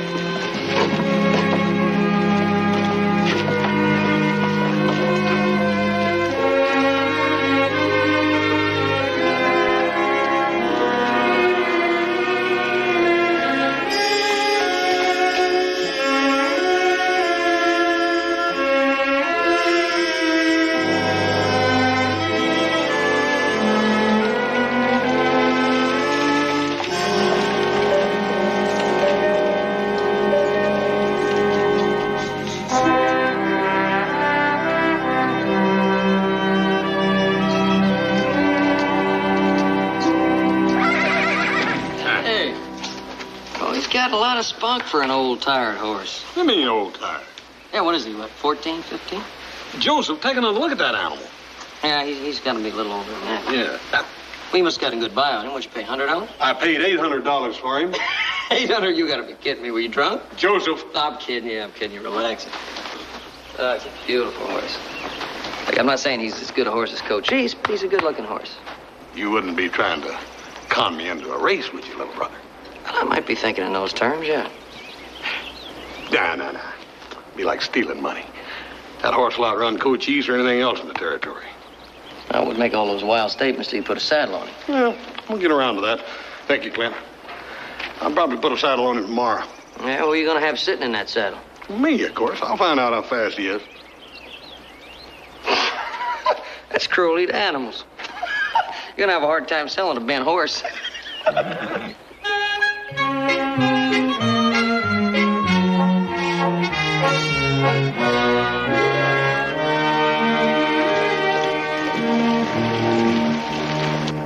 Just how large a spread were you looking for? Well, it depends. What is important is plenty of grazing land for horses. How many head? Well, I'd be starting off small. Well, there's some possibilities. I didn't get your name. You don't have to worry, Mr. Kendall. You'll get your percentage. The name is O'Casey. If you'd like, I'll sign a piece of paper stating that you told me about those places. Well, there's a place off north, not too far from town. What about, the Cartwright Ranch? The Ponderosa? You're talking about one of the biggest spreads in Nevada. Just heard the name. Heard it was good fertile land. Maybe they'd sell a piece of it. Ben Cartwright, a piece of the Ponderosa? No, you'd find it easier to try and buy a part of the Silver Queen. But there are a couple of places out near there. Good ones, too.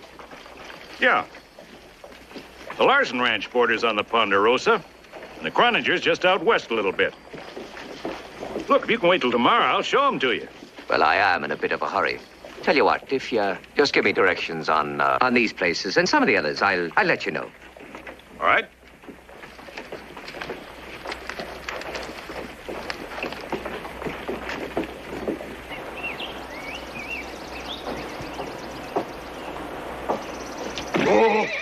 Oh, boy. Oh, boy.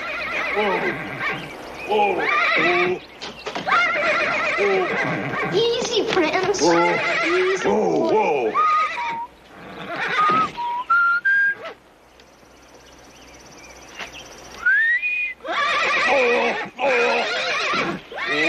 Yeah. Oh, boy. Easy, boy. Just take it easy. It's all right. Easy, boy. Easy.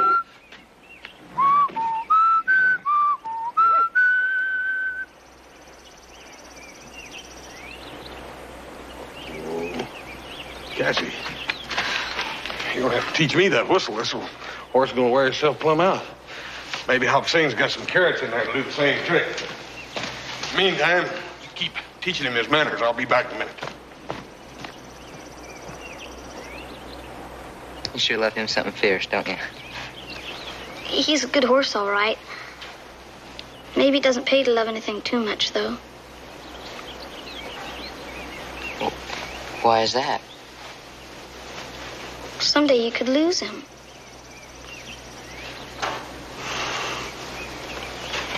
Yeah, I guess you're right. But anyway, you'll be able to stay here with him for a couple more days. Oh, yes. I'm glad Mr. Cartwright invited us to stay overnight for your birthday. Yeah, so am I. Maybe I can even get to know Prince better.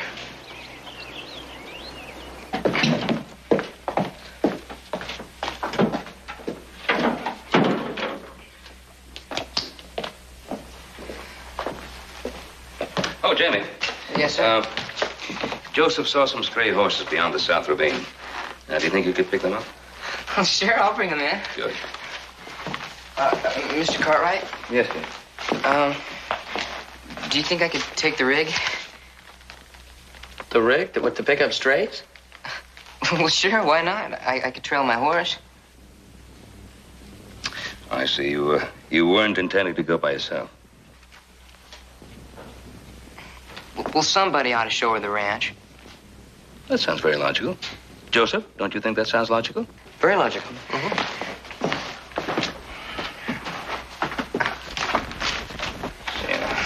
I was gonna ask her to actually ride with me, but she you know, she looks so, you know. Fragile? Yeah. Those fragile, delicate ones, Jamie, they're the ones that fool you the most. Oh, yeah.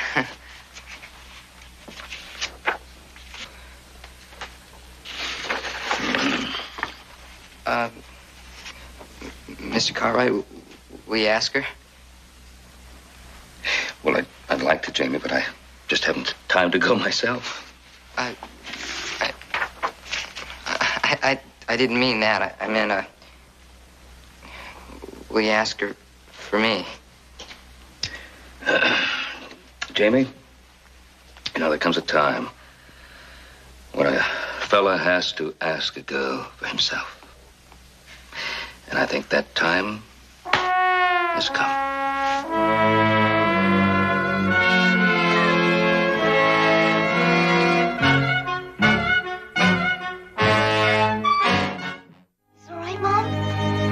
Yes, I would think so. Do you have a safe horse for her, Jamie? Gentle mare, perhaps? Something more suitable for a young girl? Oh, sure. She can have Francie. She's a sorrel mare. Rides just like a rocking chair. Thank you. All right, well, I'll get her saddled up. Thank you, Mrs. O'Casey. I'll see you later, Cassie. Why? Cassie, word travels fast. A girl your age who rides too well. I suppose someone should hear about it. Are we always gonna have to live like that? Afraid that someone's gonna find out? No, darling. It's just now we've got to be more careful. Darling, we're going to have a whole new life together, you and me. In time, the past and everything we've been through be forgotten. It's not easy to forget, is it, Mom? No, it isn't.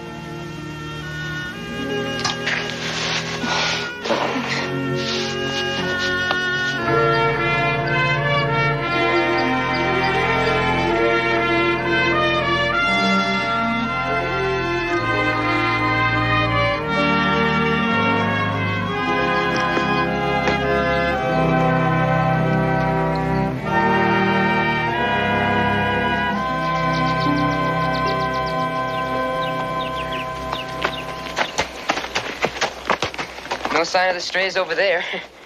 Hey, I hope you're not getting too tired. I forgot we come so far. That's all right. How's the mare? You said it. Rides like a rocking chair. Well, Francie can really open up when she wants to, but she's a lady. She knows when she has to behave. I'm so glad. Do you want to rest? You do. All right. Can I help you down? Thank you. You sure are strong. Oh, shucks. You don't weigh more than a sack of potatoes. Well, thanks. Well, I mean, you know what I mean. And I mean thanks. Oh, isn't it beautiful out here? It sure is. All the mountains and the canyons. Jamie, do you ever want to be a bird? No, can't say that I have. I have. Just think of it. Flying up there alone and peaceful. Nobody around. Just me in the sky. I think I'll try it.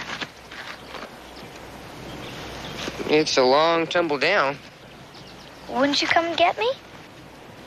Oh, I don't know if it'd be worth it or not. Why not? Why? You'd be all messed up. Folks would probably skin me alive when I get you back home. Your pa never really do anything to hurt you, would he? Do you mean Mr. Cartwright? No, he would. I mean, my own pa died nearly 2 years ago. Oh, I'm sorry. Oh, you needn't be. You see, I was alone, and Mr. Cartwright and Hoss and Joe came along, and I guess they figured I was a stray, and they took me in. And, you know, now it's kind of funny. Well, what is? I don't feel like a stray anymore. I hope my pa would understand. I think he would. But you know what? Sometimes I find myself calling Mr. Cartwright Pa now. Do you think that's wrong, Cassie? Oh, no. Jamie, you're so lucky. You know where you belong. Yeah, that's it. I really do.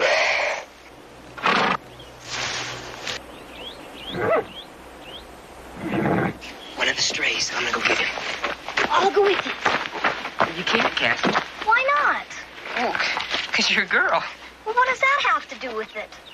Well, girls are kind of, fragile. Oh, that's silly.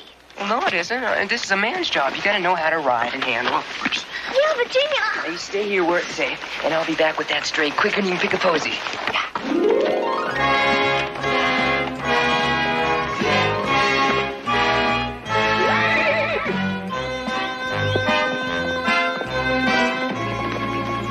why don't we see what kind of a rocking horse you really are?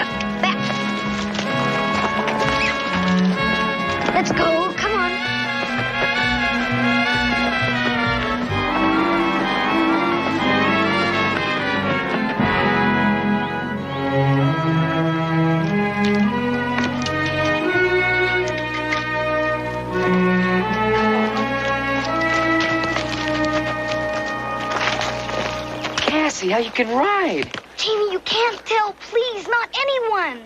Why not? If you can ride like that. Jamie, you've got to promise me. Promise me you won't tell. But why? My mother made me promise I'd ride carefully. I mean, I'd never... Jamie, swear to me I'll be in terrible trouble. All right, Cassie. You swear it? Not your pa, not anyone?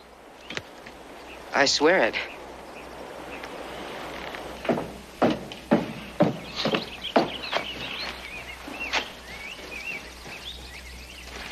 Howdy.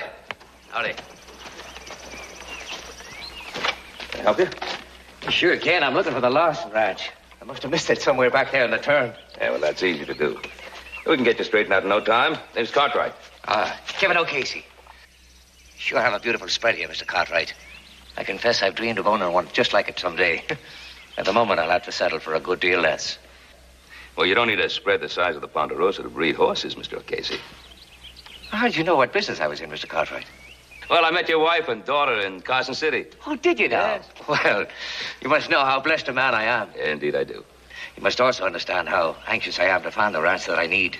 The sooner I do that, the sooner I can rejoin my family back in Laramie. Mr. O'Casey, would you come into the house for a moment? Sure. I think I might have a surprise for you. Oh. You've lied to us again, Kevin. But this time, it won't work. I swear to you, I did not know you were here. How could I? Not again, Kevin. Not again and not here. Even if I have to tell them. You're not going to do it here. Now, you haven't answered my question. How could I have known you were here? Prince Omar, you could have asked who bought them and where they could be found. You're right. I am lying. I did follow you, but not for the reasons you think. Oh, it's true, Normie. You've got to believe me. All right, I've lied in the past, but never about this. I've never lied about my love for you. Well, look. These are all the places that I've looked at between here and Carson City. And here's the Larson Ranch. It's somewhere close by. Oh, I tell you, Norm, it's just perfect for the three of us. Cassie, you've heard me promise in the past that there could be an end to everything that's been. And there can be. Don't you see, without the two of you, there's nothing for me.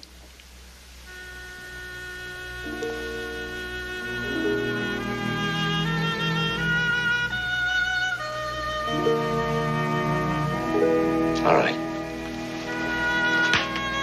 I'll just be going on. Kevin.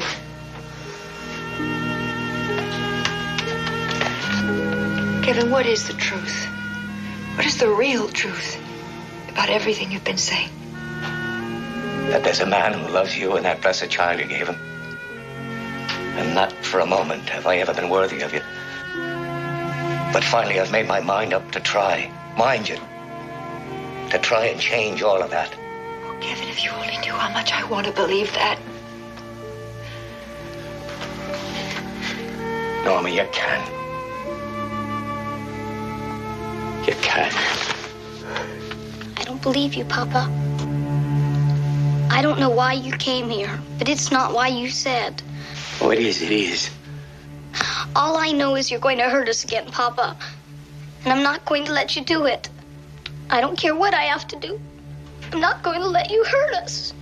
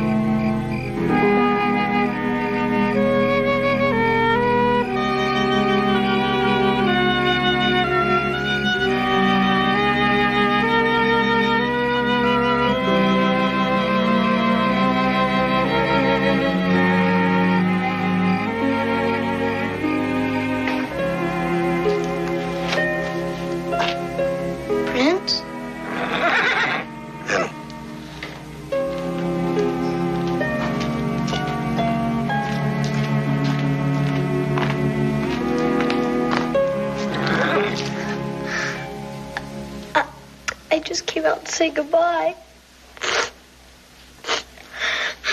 Oh, I know. I don't like it any more than you do.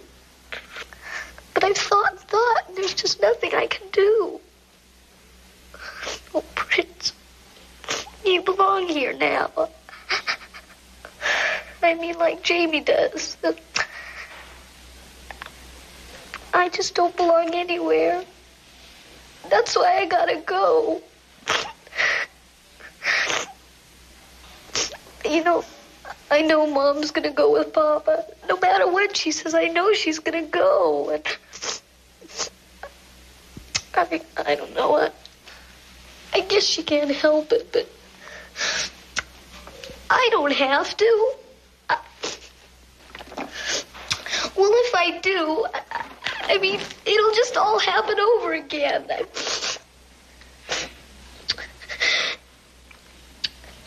Oh, Papa will keep at me and smile, and maybe he can't help it either, but he will, Prince. I know he will.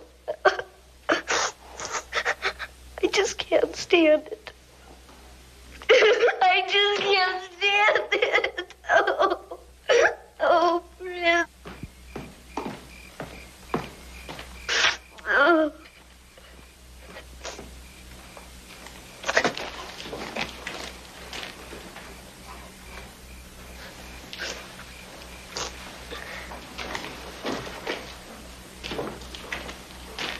Hey, Cassie. It's kind of late for a little gal like you to be up, isn't it? I don't blame you much, so I came out to say goodnight to the prince myself and brought him some carrots. You want to feed him one? Here. Hey. What's the matter? What's going going on? Are you afraid I'm going to mistreat your Prince Omar? Is somebody mistreating you? Oh, you've all been wonderful. It's... Don't do it, Mr. Haas. Don't race Prince Omar against my father's horse.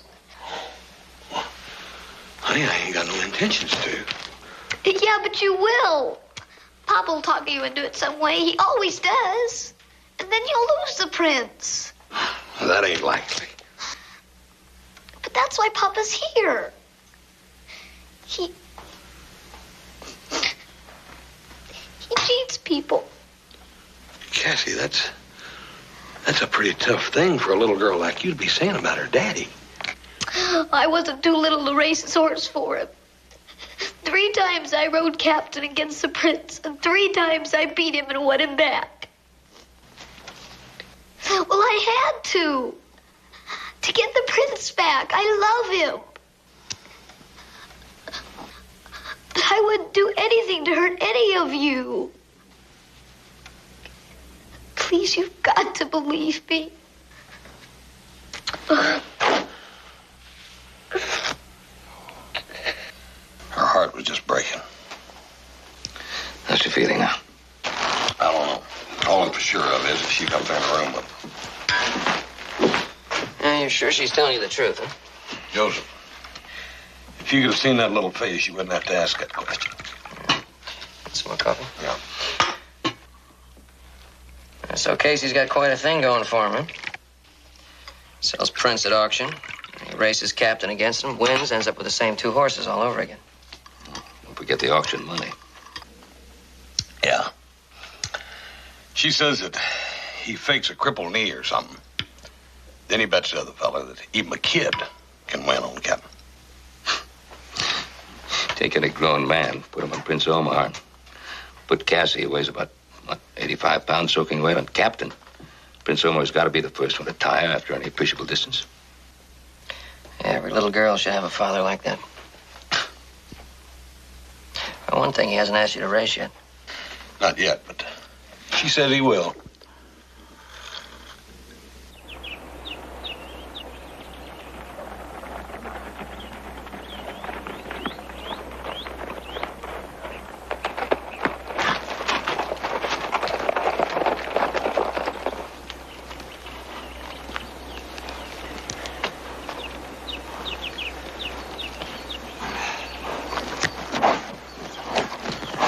Are you sure that's the lowest price you can make it, Mr. Larson? That's it. Rock bottom. I see. 1,500, you say? I don't suppose you might consider, we'll say 700. Nope. Well, I may want to bring my wife over if that would be all right with you. That's fine, anytime. Fine. Thanks very much. See you, Jed. Old Jed's sort of hard-headed, but that's a dang good price. Oh, it is that. It's exactly what I've been looking for. Well, I wouldn't hesitate. I'd jump on it. Yeah, of course, but in a case like this, I like my family in on any decisions. After all, it is going to be our home for all of us. Yeah, that's the way it should be. Kevin, you gave us your word. I also promised you a ranch. We need 1,500. We've only got 7. Then find another. One we can afford. I've looked everywhere. I tell you, there's none other like it to be had. Oh, it's blue water, green grazing land, a beautiful white house with a picket fence, a brand new barn, to be a lovely home for the 3 of us. I tell you, it's a dream come to pass. Another one of those beautiful dreams that never come true. Cassie was right about you. You planned this from the start. I never did. I tell you, it wasn't until I saw the Larson Ranch that I realized it was the only way to give you and Cassie what you should have. Oh, Cassie, I tell you, this time it's different. No. It's for our future, for our home. It's for us. Oh, no, it isn't. It's just for you. You just love winning and cheating people. More than you do Mama and me. All right. You talk to her. You know what's at stake. She said everything I have to say. So be it. I can still do it on my own. This is to Jamie from Doc Martin. That's the matter.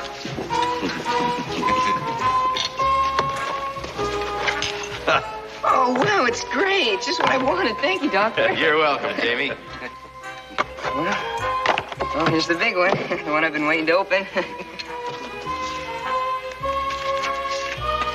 It says, to Jamie from, and it just has a question mark. It doesn't say who it's from. Well, open it. All right.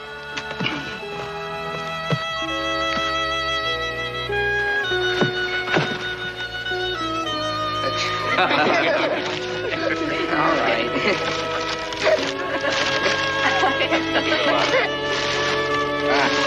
Here it is. That line. Yeah, finally.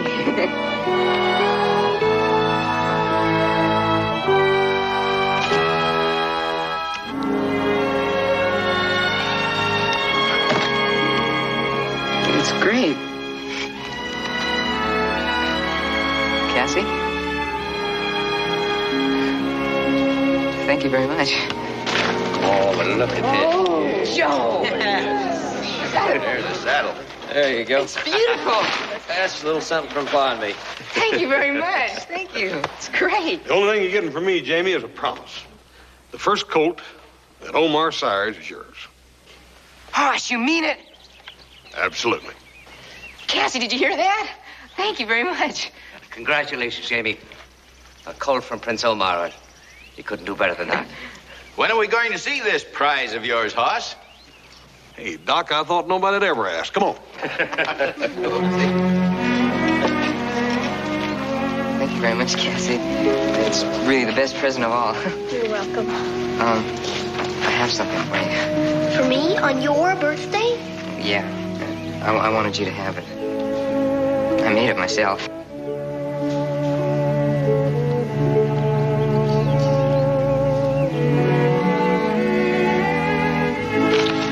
Cassie? Gosh, what do I do now? Yeah, here he is.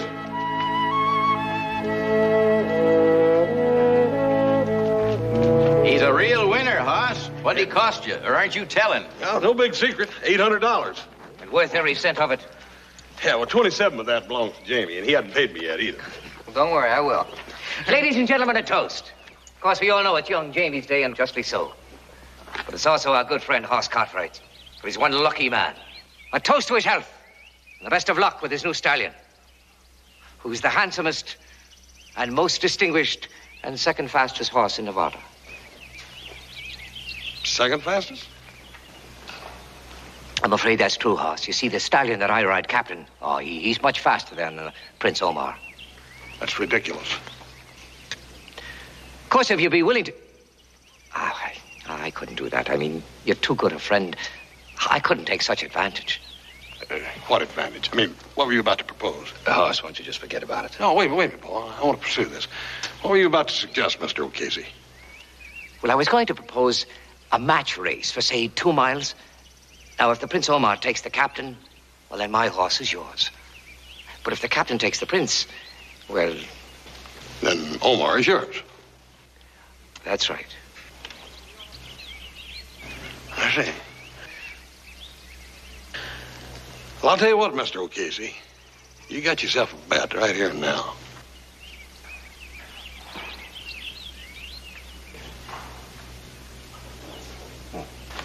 Son, you know what you're doing? You're giving away over 100 pounds. I know exactly what I'm doing. Well, you ready, Hoss? Where's the starting line? Oh, my, you seem terribly impatient for a man that's about to lose his horse. Burn it. What is it? Oh. I pulled my knee. I pulled a tendon loose or something down there. I don't know what. You're not saying you don't intend to go through with this race, are you? Oh, no. I ain't saying that at all. Well, what are you saying, then? The fact is that this race is just to see which horse is the fastest, ain't it? That's right. That being the case, then it don't make no difference who's up, does it? I think I'll use a substitute. Here, young lady, come here.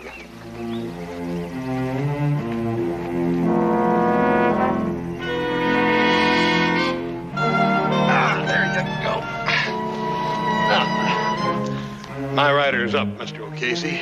The race will start around behind the bar.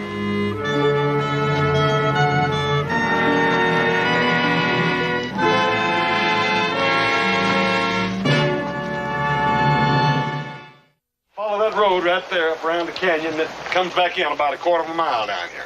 You'll finish up right back here at the barn. That's fine. All right. I'm gonna beat you, Papa. I'm ready. Ready. All right, little Joe. Anytime you're ready, let her rip.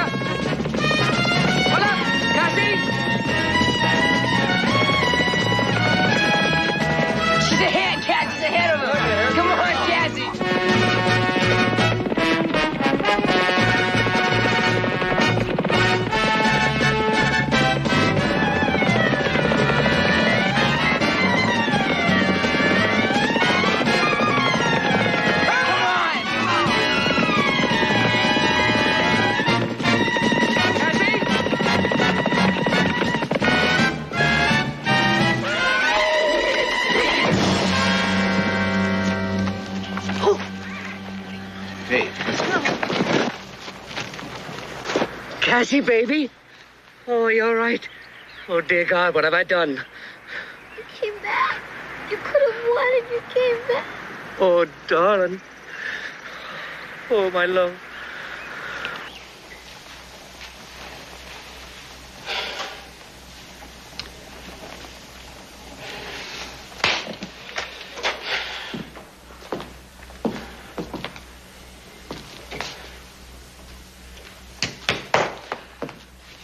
What's that dang doctor going to tell us what's the matter anyhow? It wasn't your fault, son. It was an accident. No, it's because of me it happened. I'm the only one responsible for it. What difference does it make who was responsible? As long as Cassie.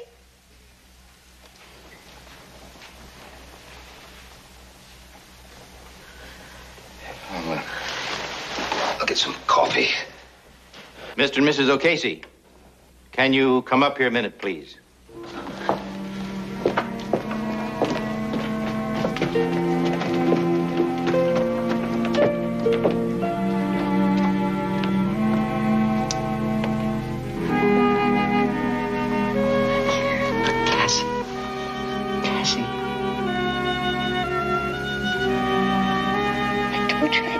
Papa?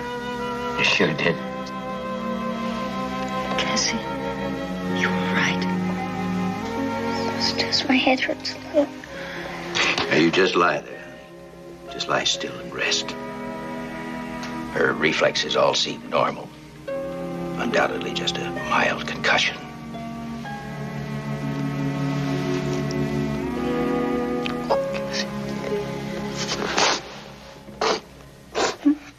I'll get the rig back to you in a couple of days, Mr. Cartwright. No rush, no rush. I think it's a good deal for you, Casey. You run that place of Larson's for a year or so, maybe he'll bring the price down. Well, I'll work at it. In the meantime, there's a lot of forgiveness I have to earn. Ah, how's the patient? I'm fine. Really, I am. Good.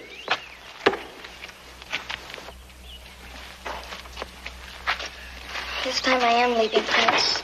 But not far. You behave now. I'll come back and see you. That's all right, isn't it? You betcha, anytime. Come on, darling.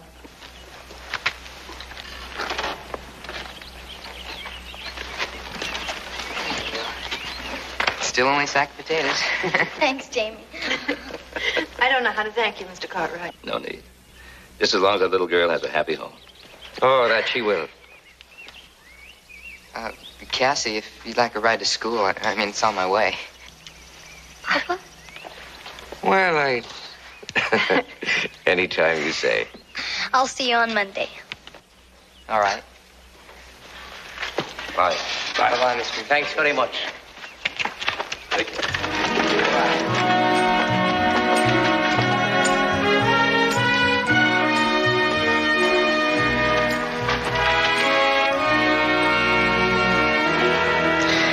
Now, what's this about Monday morning? Oh, Mr. Cartwright.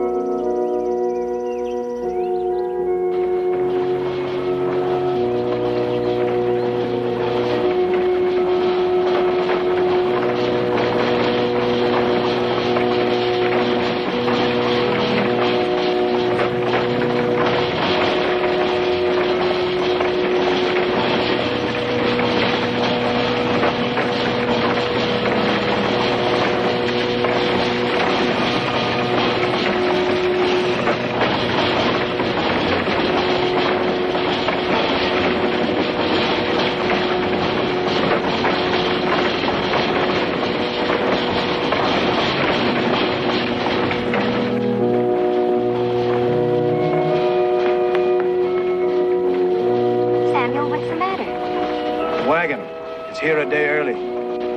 Those prison wagons are inhuman. Not even animals should be transported in them. There's a man I've been trying to keep out of that one, Emily. Now, if you'll forgive me, I'd like to go take care of it now. I can go with you, Samuel. Well, I'd rather you wouldn't, Emily. Those prison guards are a pretty rough breed. I won't be very long.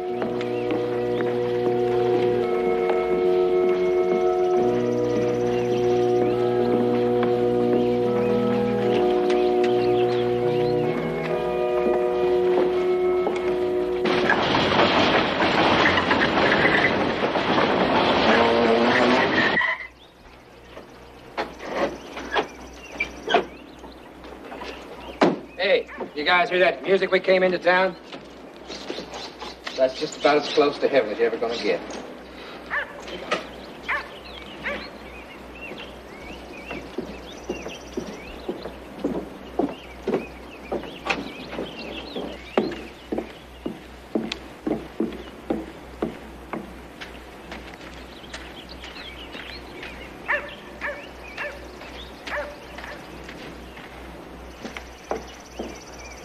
No, Clem, I couldn't disagree with you more.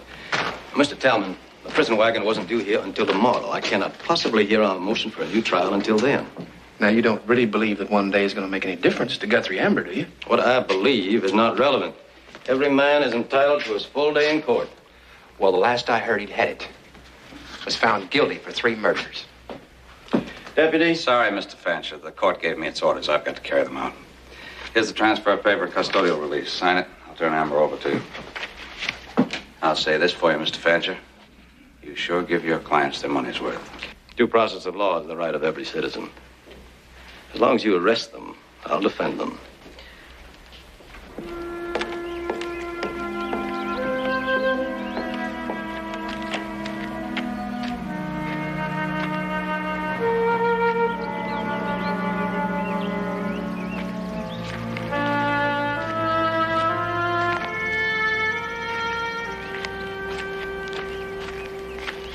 Ma'am, could I talk to you?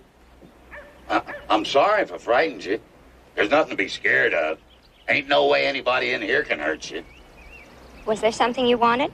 There sure is, ma'am. We're in awful need of a drop or two of water. Was wondering maybe if you could help us.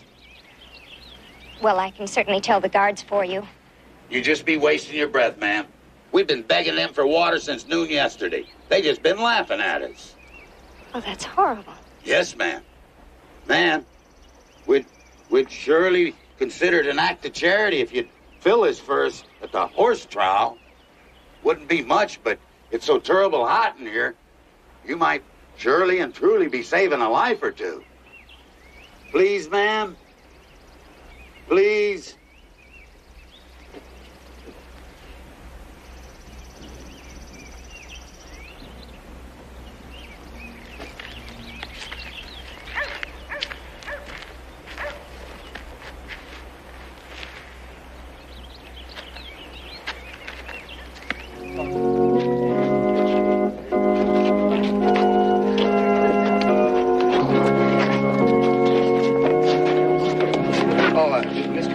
Is it all right if I go down to the livery stable? I think my new bridle should be ready. That's sure. All right, thank you.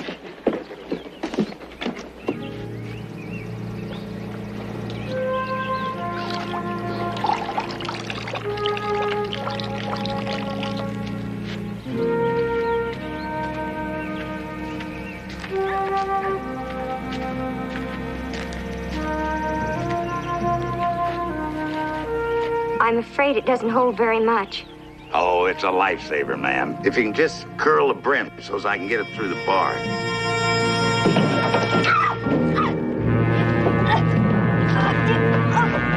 Hey, what are you doing to her? Let go of her. Let go. Let her go. Help, somebody, help. Help, somebody. I'm Mr. Cartwright. They've got Mrs. Fancher. Help. Help. Louis, that's close enough, Fred. If you want to see her live. Mr. Cartwright. Who's in the wagon? There's 5. All headed for the hangman's noose. That's far enough, Tallman. Let him go, Doyle. Not unless you can give me a good why, boy. I'm telling you, Doyle. Let him loose. Or we're coming in there after you. Come ahead. But just be careful where you step. The bodies could be in your way. He means it, Tallman. What are we going to do? What do you want to let him go? We want out, and right now. It's too much to ask. You got 30 seconds to change that, and we start breaking some necks. He's bluffing, Van. Don't you bet on that. No. Rui, you keep out of this. We can't have killers running around town loose. Can't have them murdered in cold blood either. He wouldn't dare do it. I tell you, he's bluffing you. Time's running out. Now, would you call that bluffing if that was your wife being held up against a wagon? That's not the point. That is the point. Open that wagon. I got no legal right to do it. Those are condemned killers in there.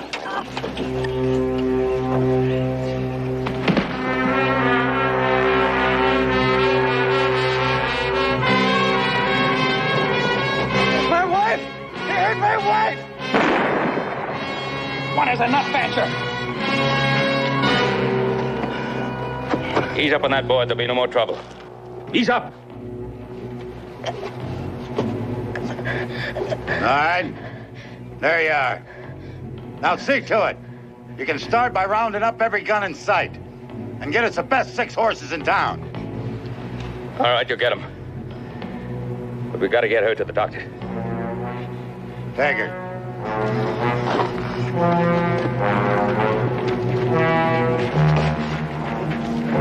Help me. Thank you.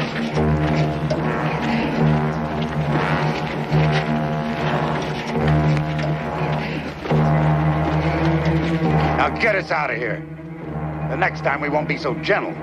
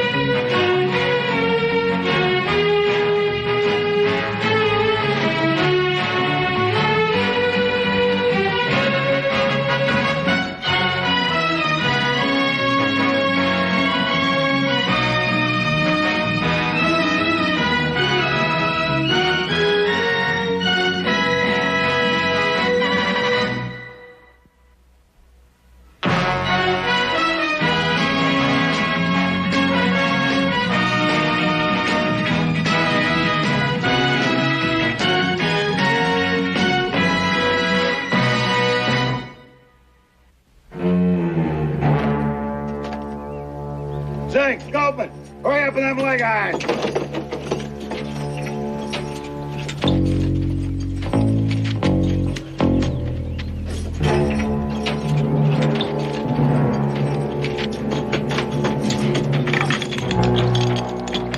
Buckets, take the law, man, and get Guthrie Amber out of the lockup.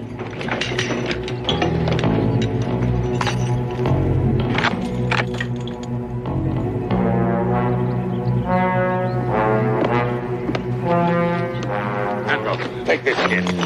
All right. We've done what you wanted. Let the boy go. Hold it, Central, hold it. Is this your brat? Yes. What's your name? Cartwright. And Ponderosa? Yes, that's right. Now, please, leave the boy alone. You got a pretty good stake in this. Only one way to keep it alive. Comes with us. No. Put him in the wagon. No, Mr. Cartwright.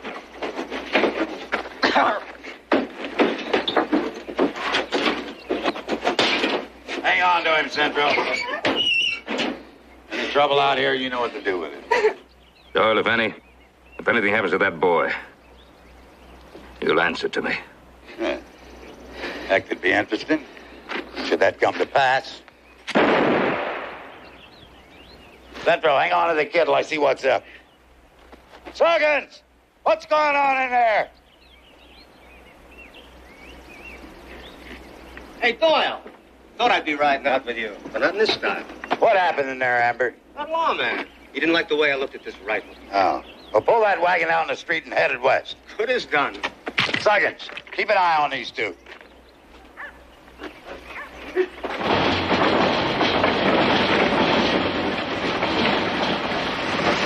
All right, folks.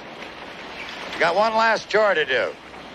Then we'll leave you gospel-spouting hypocrites to your just desserts. Zink, go round up the horses, bring them out here in the street.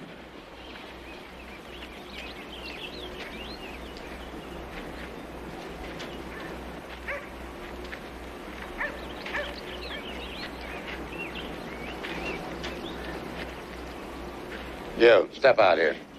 Step out. My son, what do you want him for? Shut up.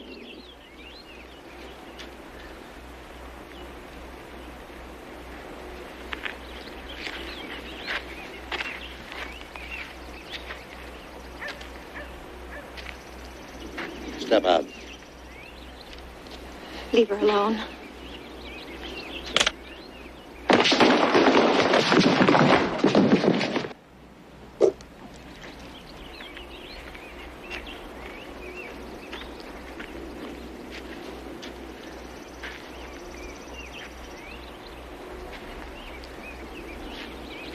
You, now with the rest. You, out! You had better do as he says, my son.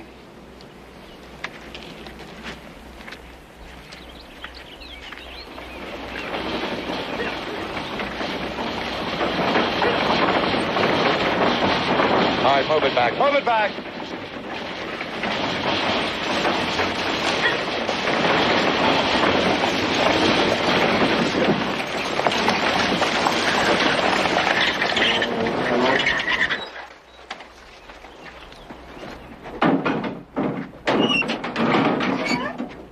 right, get him in a wagon. You can't do that.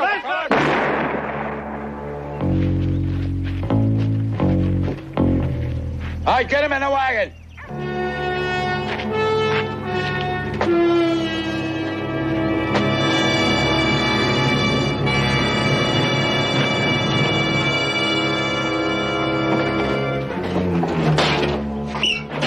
Déjeme, Ricardo. Por favor.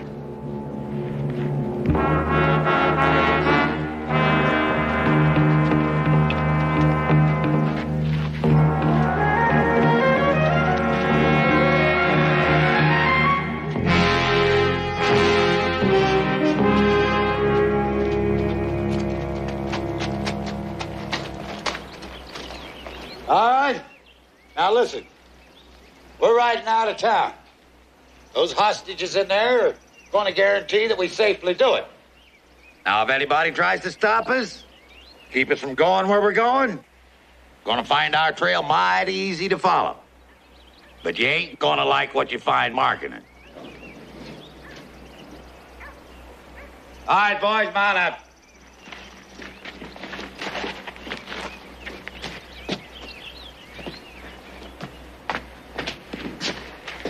Remember what I said, Doyle? I remember. You better just pray I don't get a chance to enjoy it.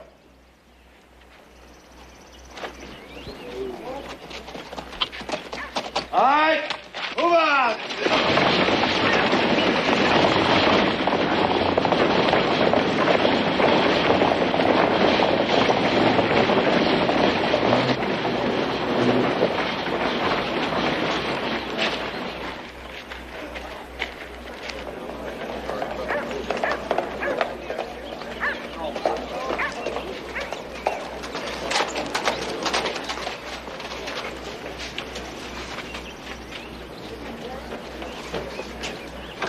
You heard what Doyle said.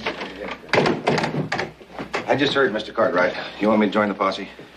No. Us and little Joe are at the number 2 line shack. Right out, tell him to meet me at the Western Trail. Right away, Mr. Cartwright. Clem, isn't it about time you start swearing in a posse? Sure. Every man in Virginia City's aching to be a part of it. Why not? You saw what happened to Emily. Do you want that or worse to happen to those kids in that prison wagon? But we can't just stand around here doing nothing. Clem, you're not fit to ride. Now, give Grote and me a dozen good men and we'll go after him. No. Clem, that wagon and them prisoners is my responsibility. Yes, and if you'd lived up to that responsibility, that wagon would have been guarded and none of this would have happened. Now, you know that. Look, mister, just because that Mrs. Fancher didn't know any better than... Tell us. Bickering about who's responsible for what isn't going to get us anywhere.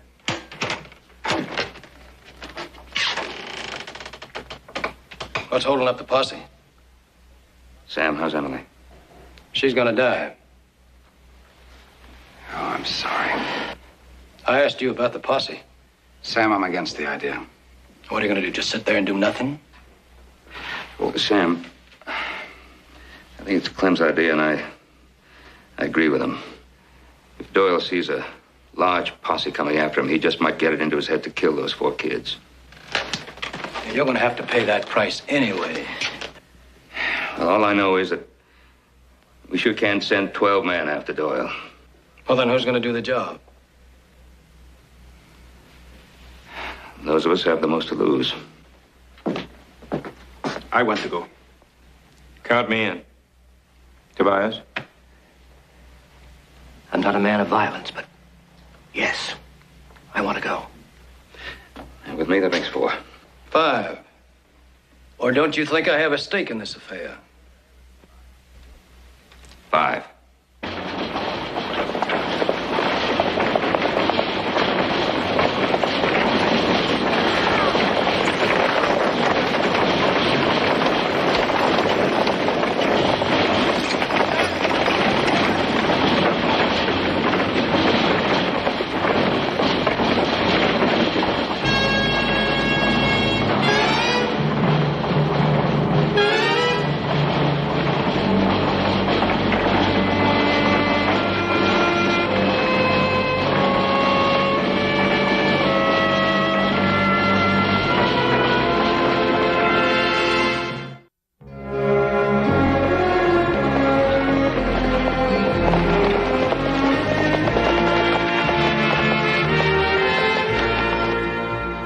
I thought you'd bring more men, Paul.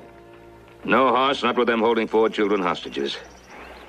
Hey, the 5 of you couldn't get within a mile of them without being spotted. Why don't you let Hoss and I track them alone? That's why I sent for you. They're heading westerly. We'll meet you at the Ponderosa. I'll go with your sons. They go alone, Sam. I thought we were all going to ride together. You don't expect me to stay at the Ponderosa without going after them? Sam, you'll stay with us.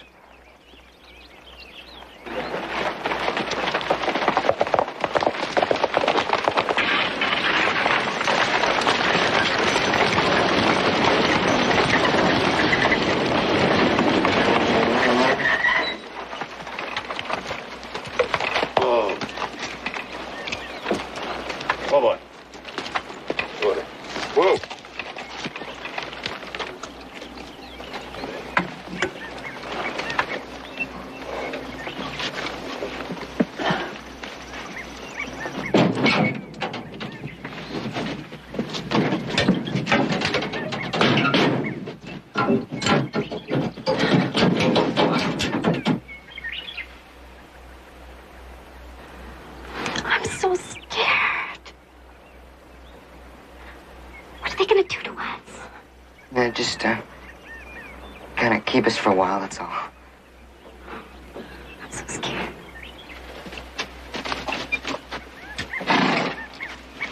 Well, this is where we're gonna haul up, man. What for? Ain't you tired of running? Yeah, but I ain't tired of living. We gotta get rid of these kids and get out of this territory as fast as we can. You can't, not without money. Not with every badge within 200 miles chasing you. Ready to kill you on sight. What are we going to do here? We're gonna wait and get rich.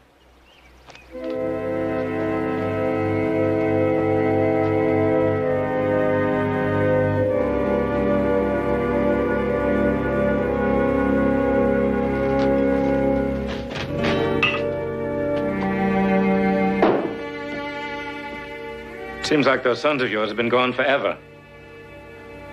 Clock runs slowly. Chavez. Vamos, Rich.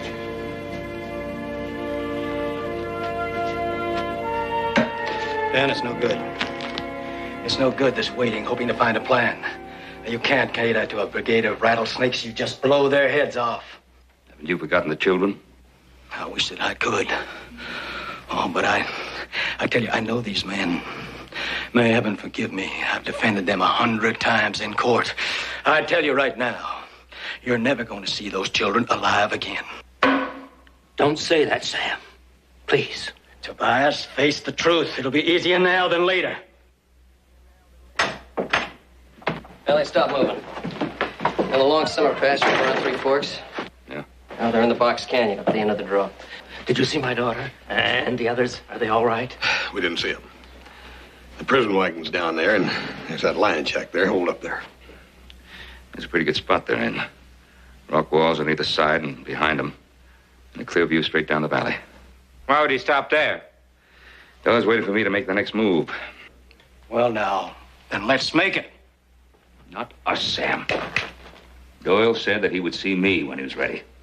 I'm going to see him alone. Yeah, and when you fail to come back, I'll ride out with a posse and gun those butchers down. Cartwright, this is Doyle. It's Doyle. Doyle out there. Blanchard, You just stay put. Doyle's come here to make a deal with me. And it's with me that he'll make it. Me alone. Do you understand? Now stay put. All of you. Just stay put.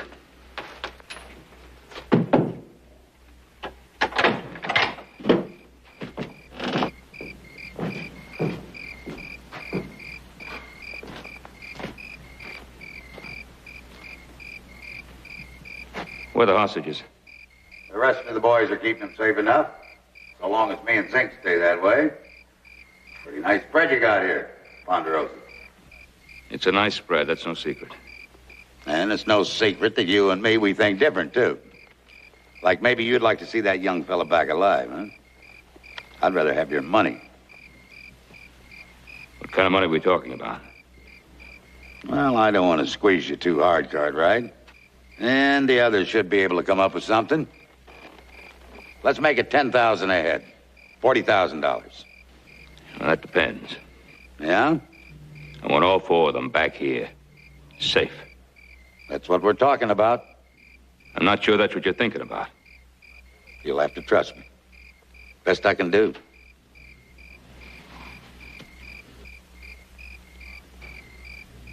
All right. You get the money, and those 4 children will be back here unharmed. And we get 24 hours clear start. You know where we are. Be there by noon tomorrow with the money. Doyle. All of them. Sure, Cartwright.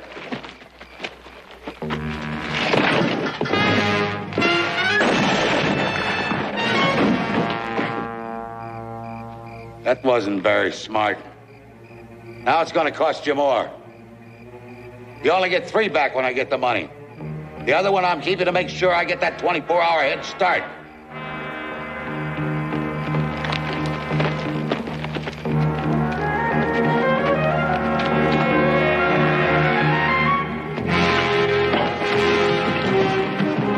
You were a fool. A blind, ignorant fool. If I had the chance, I'd do it over again. And if your son hadn't stopped me, I would have gotten Doyle, too. How could he do a stupid thing like that? Thinking only of himself. Getting us all deeper into trouble. And look what it's cost. They're going to keep one hostage. I only pray to heaven it's not Judith. Just the thought of her with those men. We just don't know which one they're going to keep. Mr. Fancher wanted a big posse. Don't you think he was right? No, I still think a big posse's wrong. Frontal attack, we might lose them all. The situation's changed. They don't trust us now. Well, we know they're camped. I think we ought to go in and get our children out. If we make one mistake or one sound, those men will... No. I say pay them. Well, I was quite prepared to do that until Doyle said he was going to keep one of them. I think we've got to take the fight to them. No, pay them. I want to see Judith back alive. I'm ready to pay my 10,000. 2 to 1 against you. Chavez? I would pay, but my only fortune is my wife, my son. I have no money. That does present a problem. What problem? If they're only going to release 3 of them. Are you going to tell them which ones to release? Well, I didn't mean that. I'll guarantee Chavez end of the ransom. Now, come on, Brewer. Let's open up your bank. Mr. Cartwright, gracias. Muchas gracias.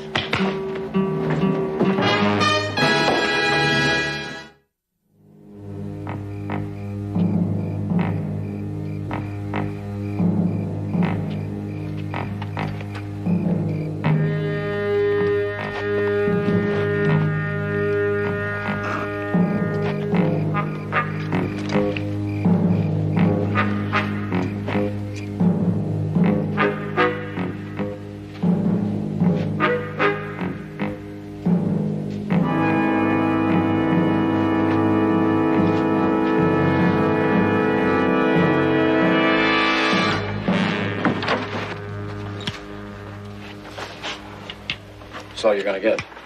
So you better share it.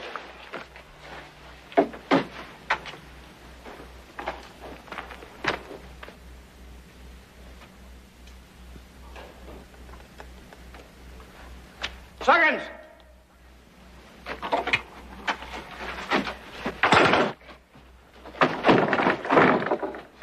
Did you see? They're gone now. So don't you worry about it. That's easy to say. I will not let that man hurt you. What can you do? I can fight. I promise you he will not touch you without a fight. You stay away from her. But why, Lester? What's wrong? Because you're my girl. That's why. I'm not. But it doesn't matter. Have you forgotten where we are? Just stay away from her, yeah? Oh, come on. This is ridiculous. How can we fight among ourselves when the real enemy's out there? That's right, and I'm scared of them. I have to believe someone will protect me from them. He's just as scared as we are. Stop it. What can you do anyway? You're just showing off. My father says courage is the best weapon. 4 kids against those murderers? Your courage is gonna kill us. We must not be stupid, I agree. But let me tell you about my father. Was your father held captive? Lester, let him tell the story. My father was with the Juaristas during the revolution. He was captured by the Federales. They put him in front of a firing squad. But my father was angry. He was angry because the Federalistas had killed his brother and his brother's wife. So he did not care what would happen to him. So when they put him in front of the firing squad, he refused to wear a blindfold and did not turn away from them. He shouted at them. Yeah, I know that feeling. Being too angry to be frightened. Yes. And the captain of the firing squad, knowing that my father was not frightened, said to him, I will not make it easy on you. I will not kill you right away. I will bring you out at dawn every day, and you will not know what day it is that the bullet will hit you. What's all this got to do with us? For 3 days, they brought my father out in front of the firing squad.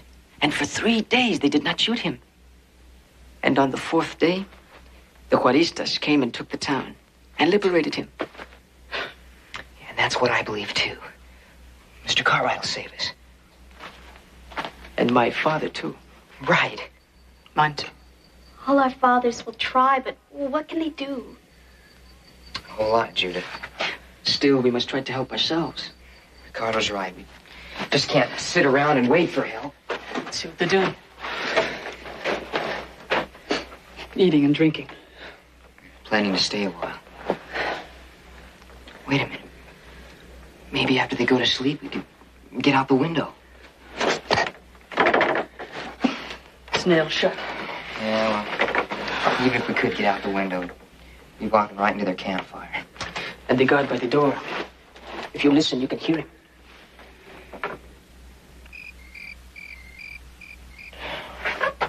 Yeah. They're gonna have to be real careful. And when they do come, there's going to be shooting. We've got to expect that. But we've got to get out of here. What is that? I already looked in there. There's nothing in there. So did I, but where's that light coming from?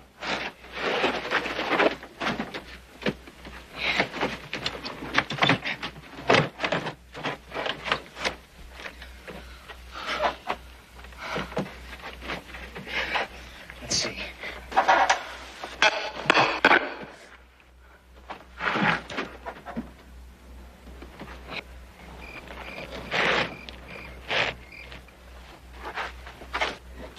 It's all right. They didn't hear. That's good. What can we do? We cannot take the boards out. It is too noisy. Can't we try? Hey, wait a minute. The ground here is loose. We could dig under the boards. Of course, that is right. Do you think we could? Well, no, we're all in this together, so I think we should take a vote on it. I remember what Senor Doyle said in Virginia City. If a posse came, they might find us dead. I say we should dig. Me too. Me too. I can help. Good, we'll take turns digging. What about the dirt? Where can we hide it? We can put it in the trunk. And we can use the trunk to cover up the hole if the guys start to come in.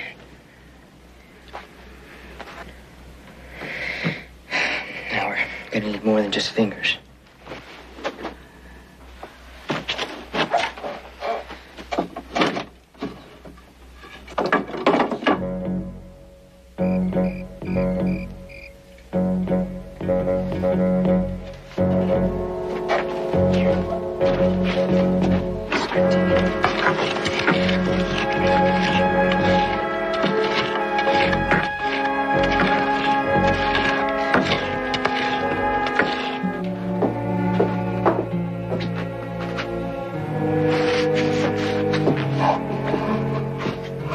Some coffee. Are you ready? Had 7 cups. Got some milk. We got some in the cooler. Nothing, thank you. I'm walking around because it's hard to sit still. Yeah. That's why I'm making sandwiches.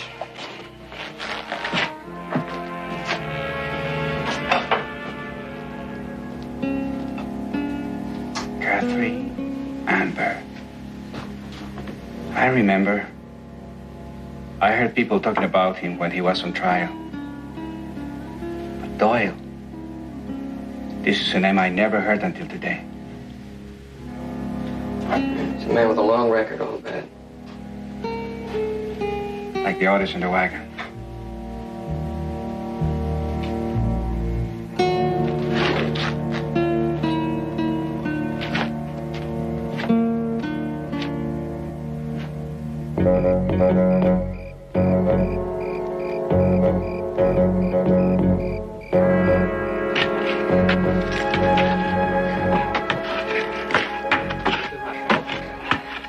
Wait.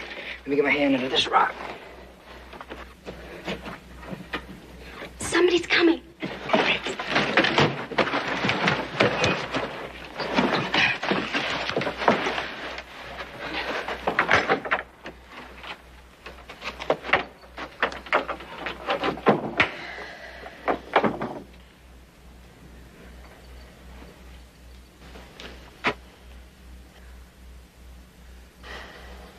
You want to go for a walk, pretty?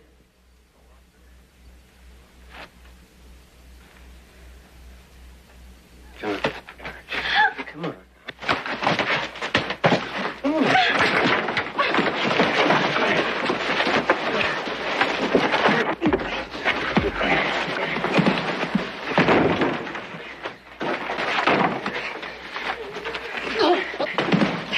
Huggins!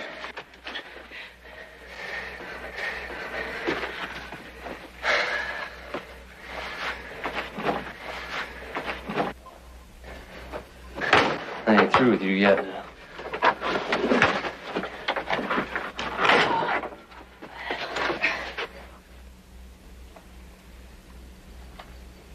Thank you.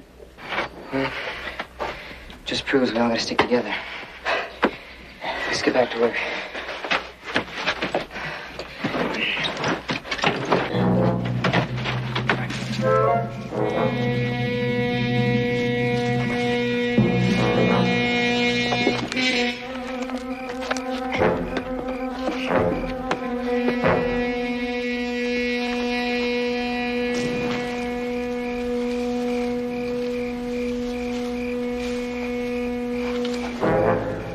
We gotta go straight up. I don't know if I can make it. It's an awful long way up there. Judy, we will help you. Come on. All right, come on, let's go.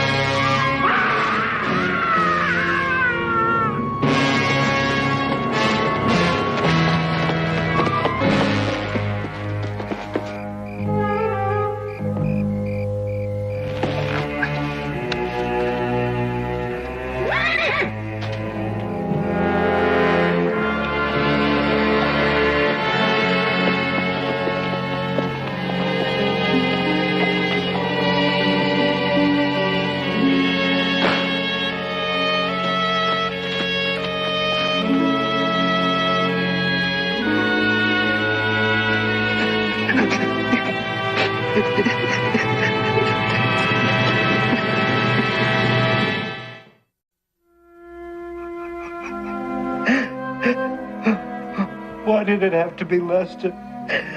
Oh, my God. You wouldn't listen to me.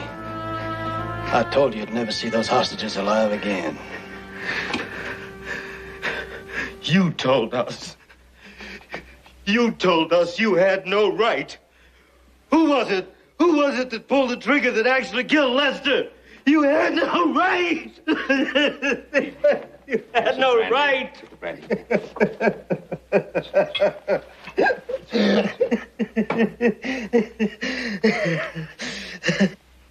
Ben, why does he say that I had no right? He didn't have a chance to tell you. Emily's going to be all right. Emily's all right?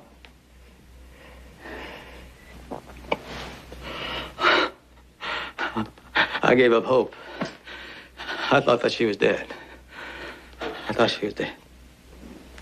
That's why I did. Oh, bro.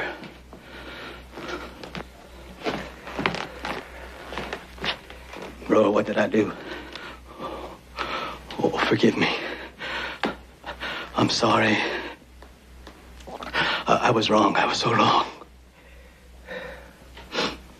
Well, I was wrong, too. Out there at the prison wagon. I said they were bluffing. I said they wouldn't do anything. I guess I was wrong, too.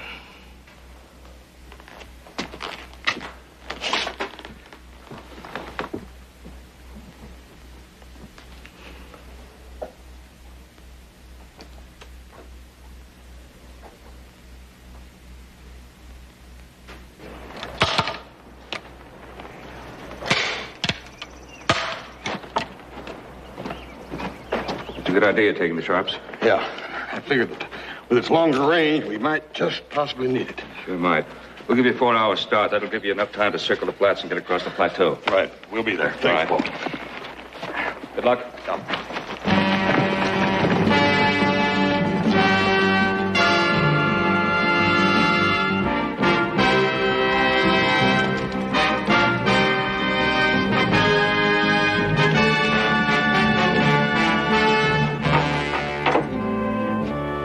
Time to go. Do you think it was wise to let Blue and Sam go back to town? Just the three of us? You'll make out.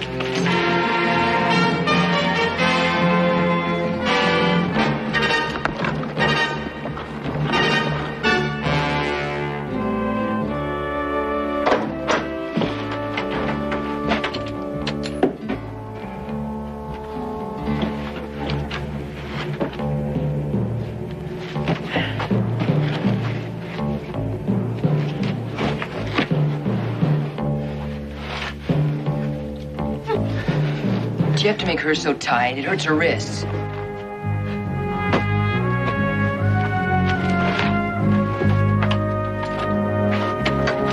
If someone is going to help us, it will have to be soon.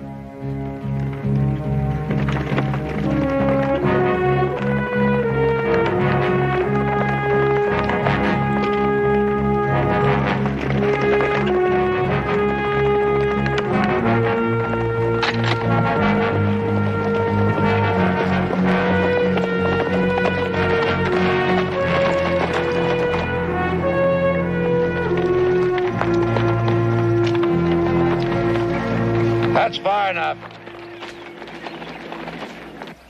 Drop your guns.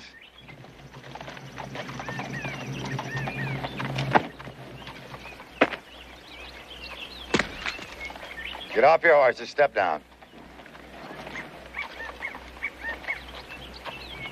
You got the money in those saddlebags?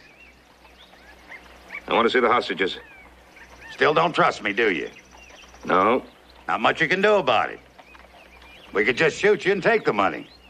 Doyle, we made a deal. Let me see him.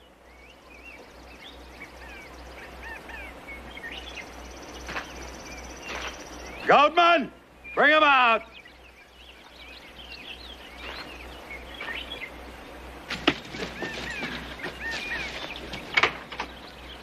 Out. Time!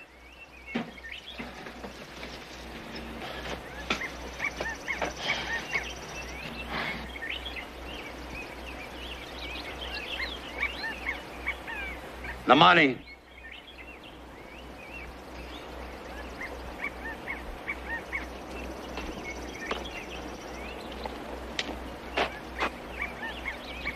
Throw him over here.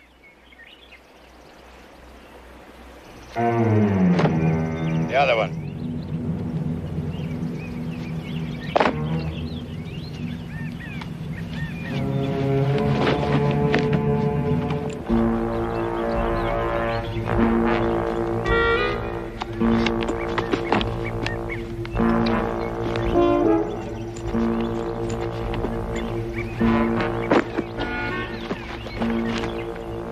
It's all there. I believe you, Cartwright.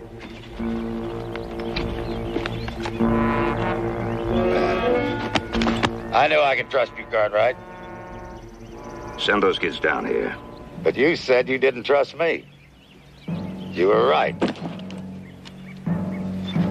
Goldman!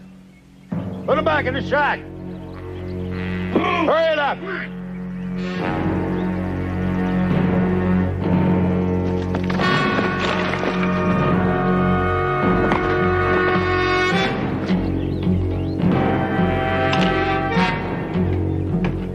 They're going to keep us healthy and safe until we get out of the country.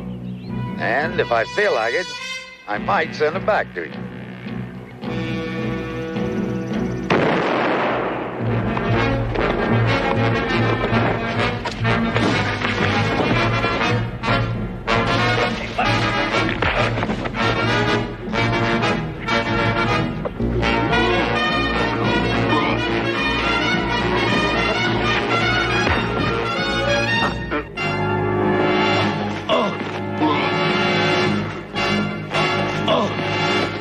I got him, Paul.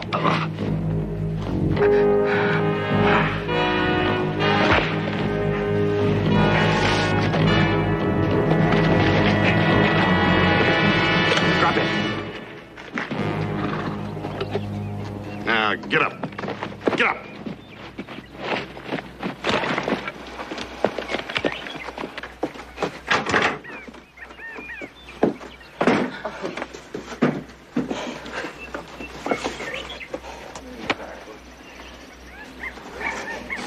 I knew you'd come for us. I just knew it. I even told him so. Isn't she beautiful? Isn't she beautiful?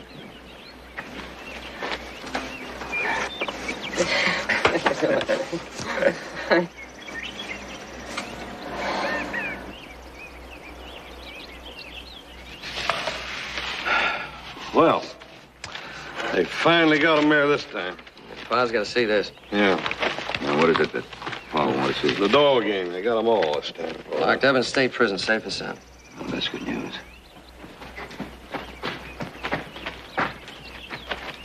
Hey, Jamie, look at this.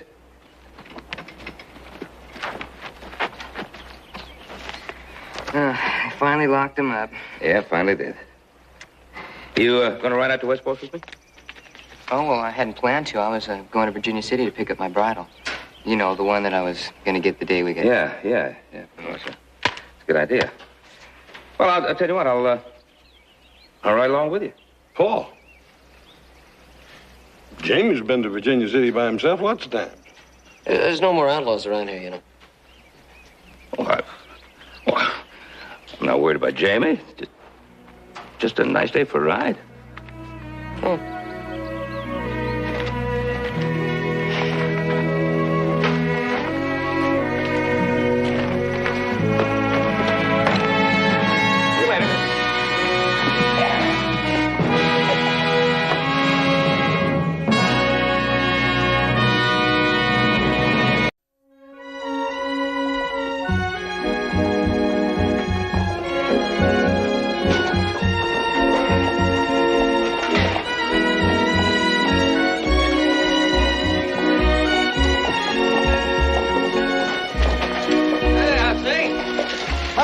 Joe, Mr. Horse.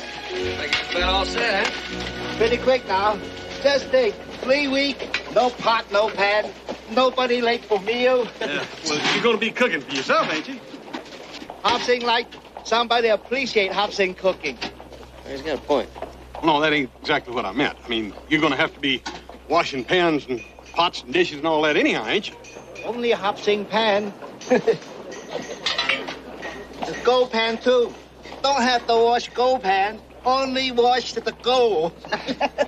I'm saying you're just wasting your time. All you're going to do is end up with a handful of blisters. And believe me, you're talking to the blister king of Nevada. Maybe you look in wrong place. Now, wait a minute, Hop Sing. You may be the best cook in Nevada, but you're no miner. You don't know where to find gold. Hop Sing look where people find gold. Many mine in Miracle Creek. Oh, I'm saying them old mines been mined out years ago. It's just wasting your time prospecting down there.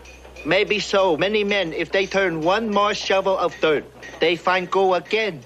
Hop Sing going to turn one more shovel full of dirt. Good luck. Thank you. Come on. Ha!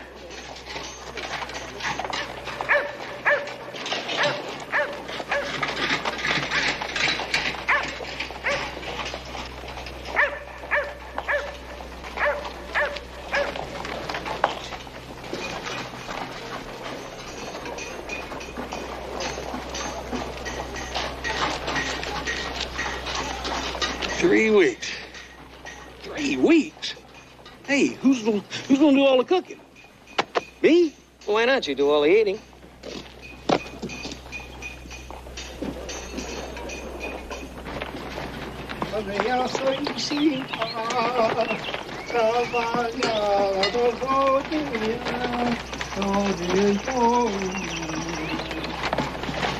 It's a miner named Hop Sing. Gonna buy gold, may become a blister king.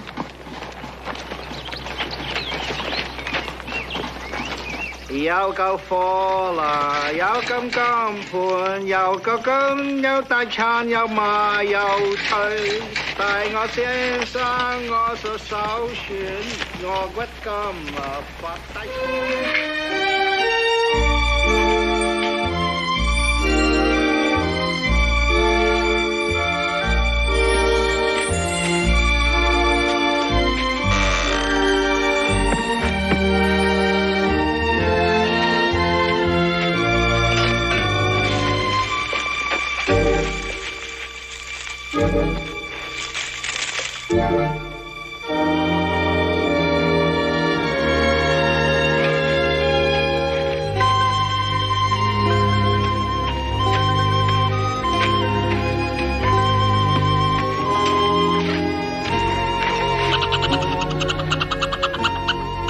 Mr. Horse wrong. Hop Sing not only miner on Miracle Creek. Here, boy.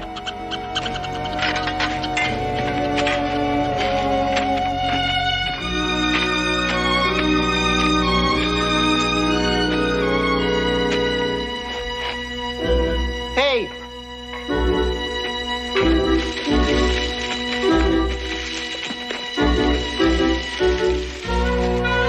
Hey, you.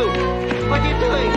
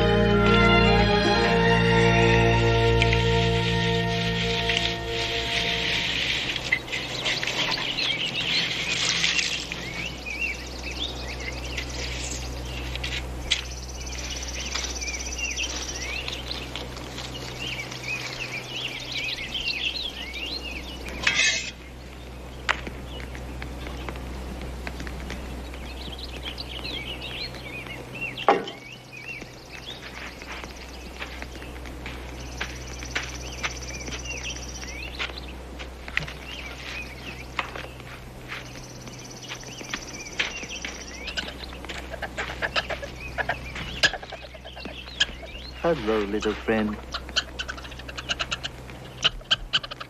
Hop's a good cook, huh? Huh?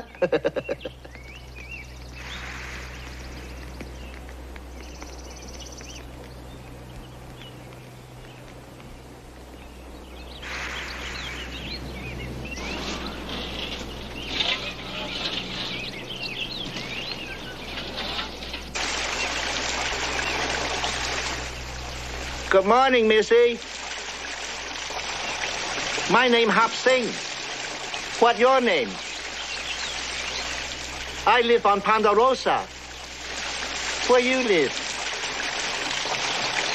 Ponderosa is the biggest ranch in Nevada.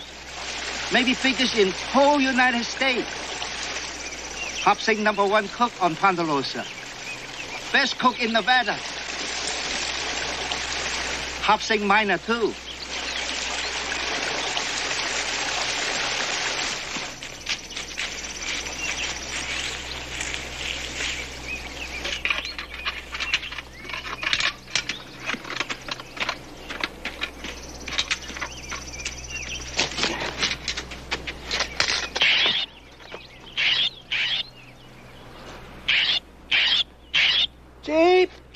Jeep. Hey, Boo Jay. Tell Missy, Hop Sing cook supper pretty quick.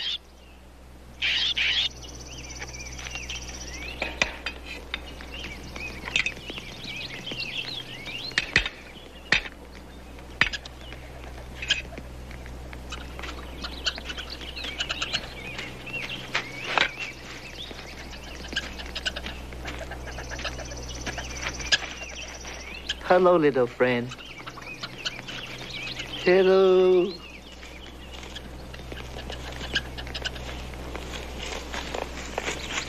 Missy?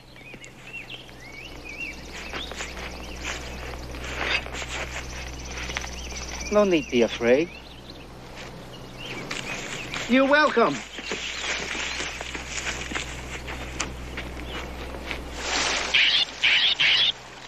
Yes, I seen far. Yes, I seen far. Blue Jay, no like Chinese song?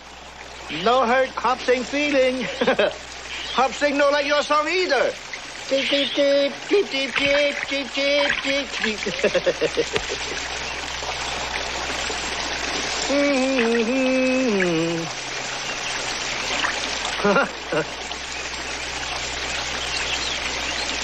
Leaf make very good boat. In China, Hop Sing sell many leaf boats. Yes, I seen far. Time to wash up, Missy.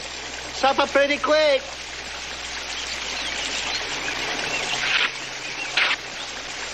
Oh, no, Missy. You soap.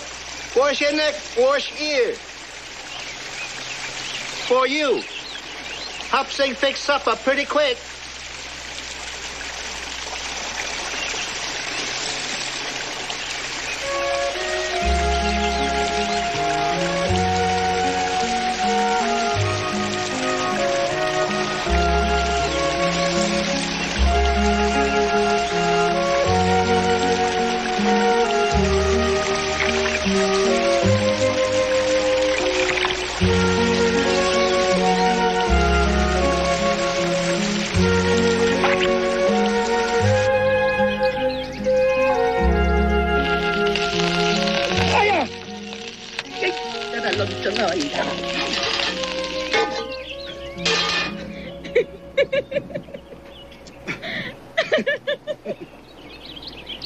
Best cook in Nevada, not best cook today.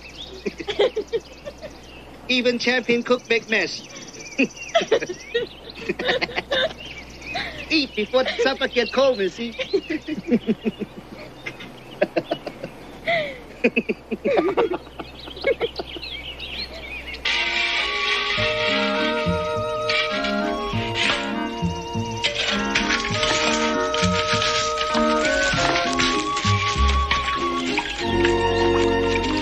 Missy, please stay.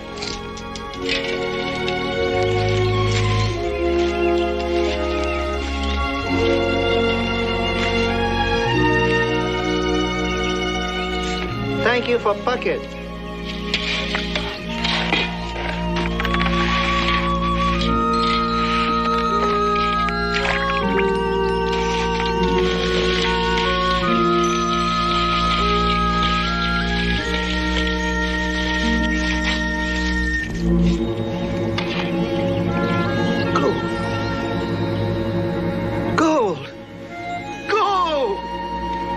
Sing #1 minor.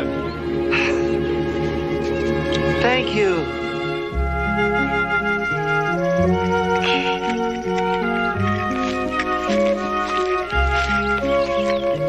Oh, very pretty. You let Hop Sing look. Missy, come back.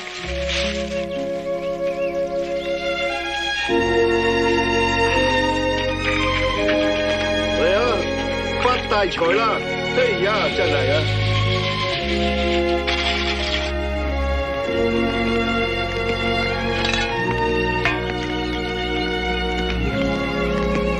！Missy, happy to see you. Come. Come. Sit down. Eat supper before it gets cold.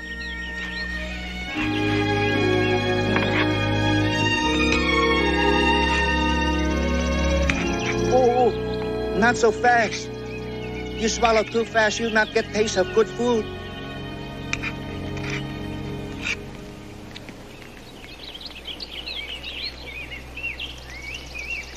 Hop Sing live on Ponderosa. Where you live? Why you not talk to Hop Sing? Where you live before you come here?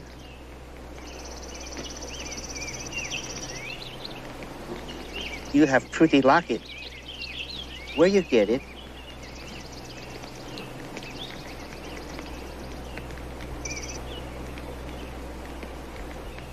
What your name?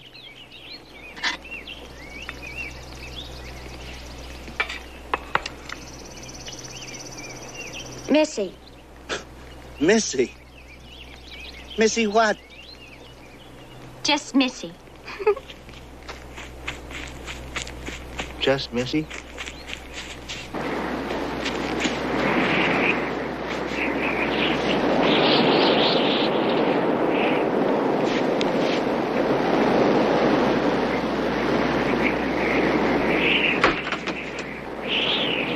Missy. Cold wind outside. Come in. Come in.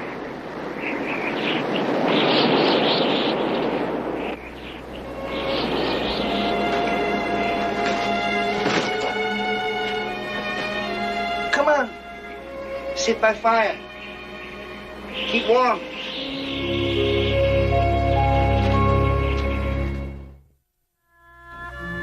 More coffee, Missy? No more, sir.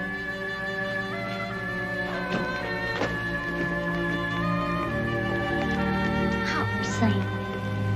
What kind of a name is that? Chinese name. What's Chinese? Hop Sing. Me Chinese. Hop Sing come from China, across the ocean, long time ago. What's the ocean? Ocean is water, salt water. Far, far away. China is a big country, very big. Hop Sing get on sailing ship in China. Very high mast. Many sail.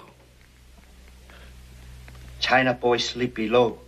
Ocean very rough. Ship make it very hot. Hop Sing get very sick. In the morning, Hop Sing go on deck. See nothing but water. Far as can see. One whole month. Water, water, water.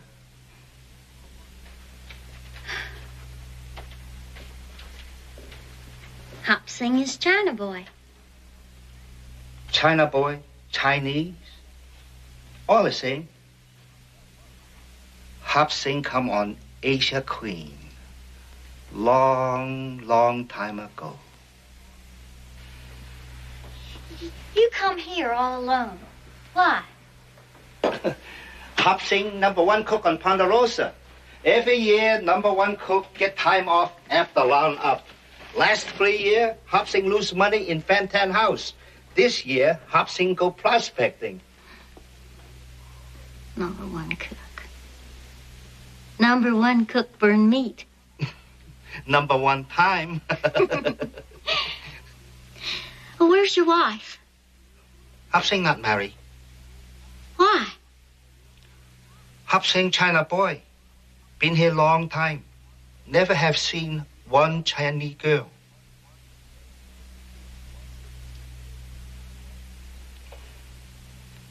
You know, Missy,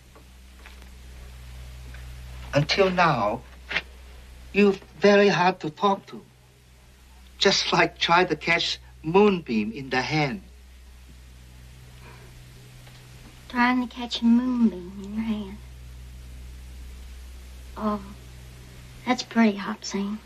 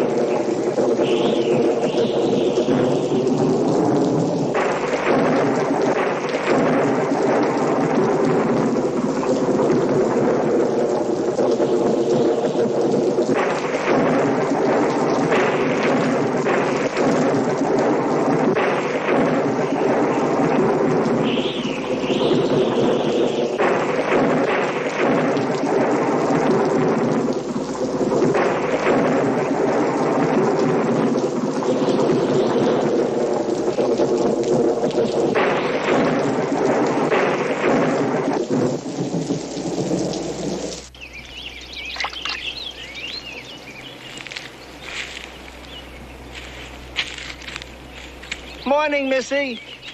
Morning. No. Use soap like you tell me. Missy right. Hop Sing forget. Wash behind your ears and your neck hard. Why'd you make mud? Mud? You know, with the pan and the dirt. Oh. That's for gold. Like your locket. Hop Sing wash dirt away. Gold is heavy. Sink to bottom of pan. Dirt all wash away. Gold is on bottom. Oh. Not every time, though. That's a pretty bird. Blue jay. Why? Why what? Why Blue Jay? That's his name. Blue Jay. Like my name. Hop Sing. Like my name, Missy. Missy what? Just Missy. Blue Jay's gone. I'm gonna go find him. You wash good.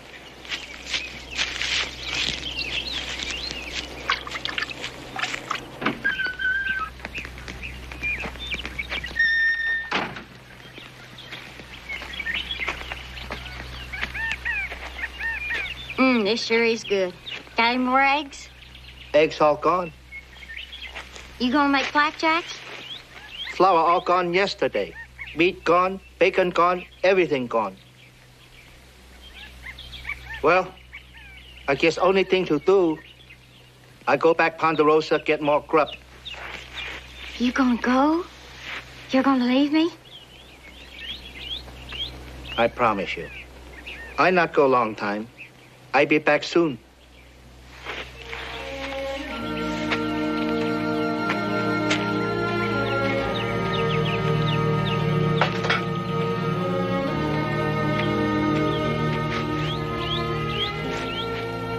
Something bother Missy? Why are you so sad? You're gonna leave and never come back. Hop Sing come back real quick. That ironclad promise.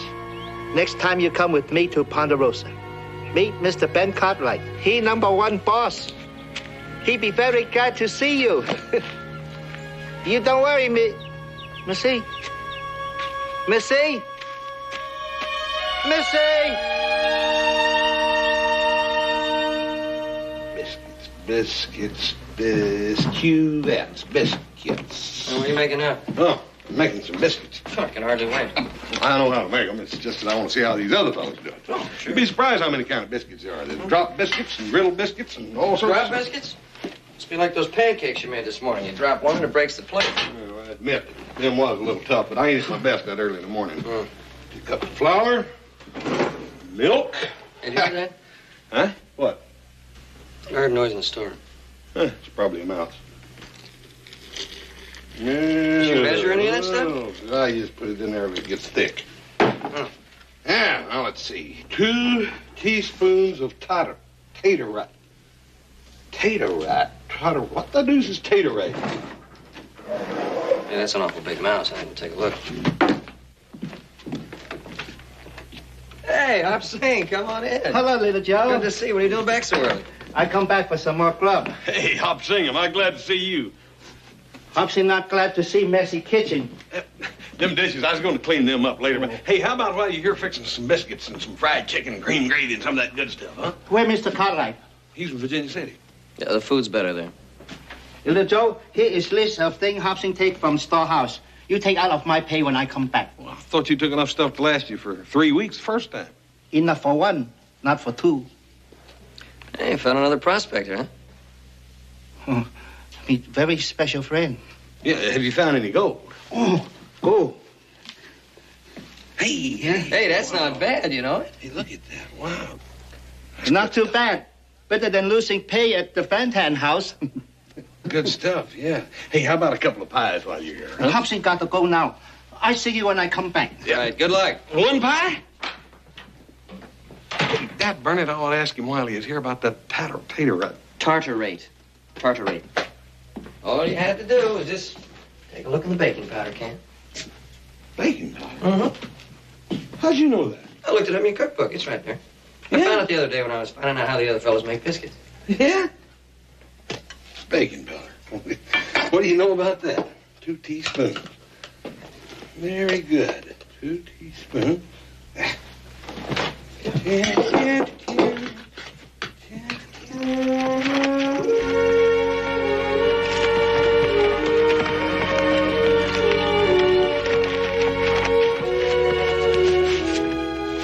#1 cook. Missy!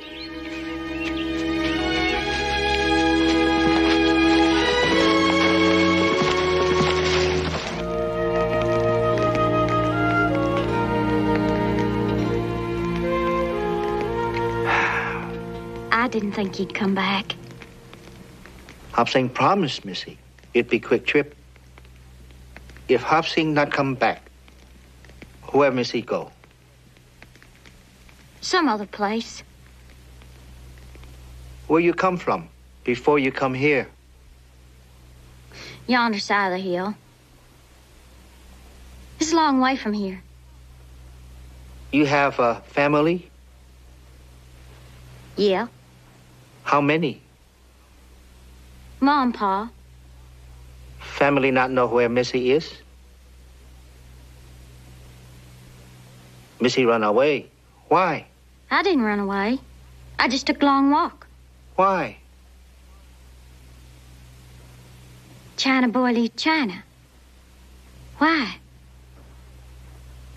To see new place? But we talk about Missy now, not Hop Sing. When Missy go home? I don't want to go home. I want to stay here. I like it here. Hop Sing like it here, too. Like, not like, no matter. 10 more day vacation over. I have to go back to Ponderosa. become number one cook. Burn meat. Not burn meat. Just cook very well done.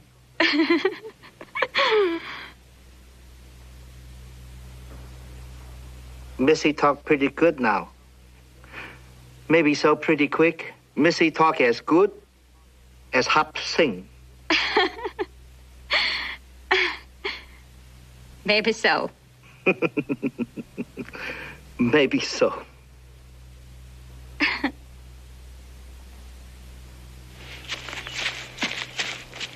Here. Wash. Not just hand, not just face, all over. Put on clean clothes. You understand? 哎呀，唔可以呢時除衫喎。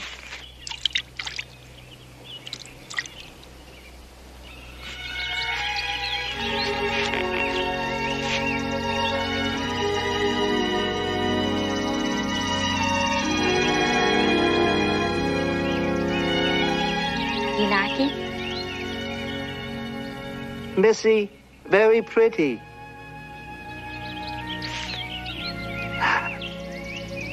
Missy's a China girl now. Hop Sing's got a China girl wife. Hop Sing's got Missy. Huh.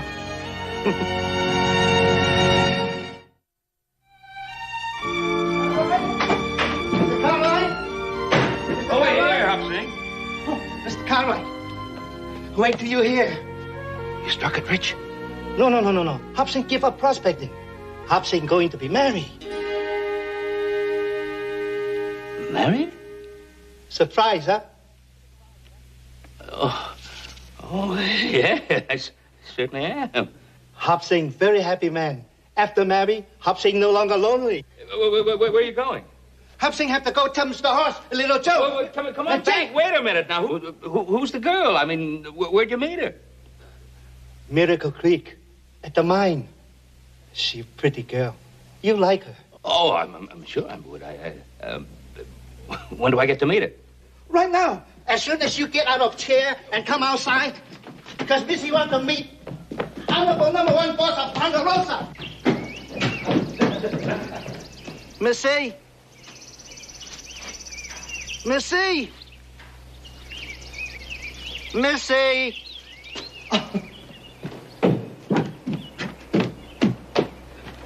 Missy, Hop Sing afraid maybe you run away again.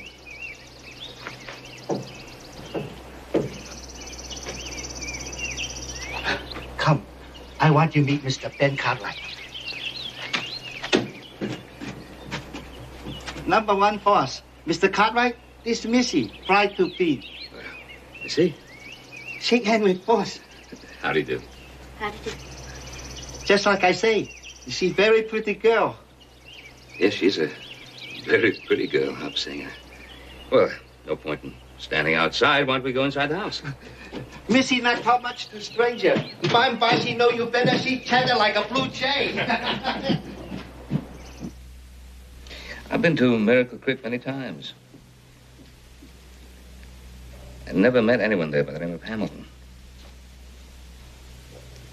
Has your family lived there a long time? Not Miracle Creek. On the other side of the mountain. Oh, I see.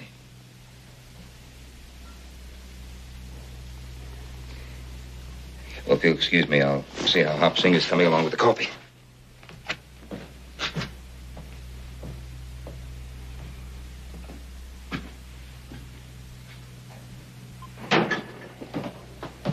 Coffee ready in a minute. Good. Horse track. Empty cookie jar. Mr. Horse been here. Hop Sing. You haven't met Missy's people. I mean, you don't know them. No people. Just Missy. She was alone when you met her.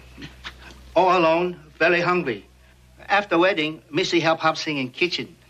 You get 2 cooks for the price of 1. Big bargain. Is that what Missy wants? Yes, just what Missy wants. Excuse me. Watch a pot, no boil. Don't wash it, it boil over. Huh.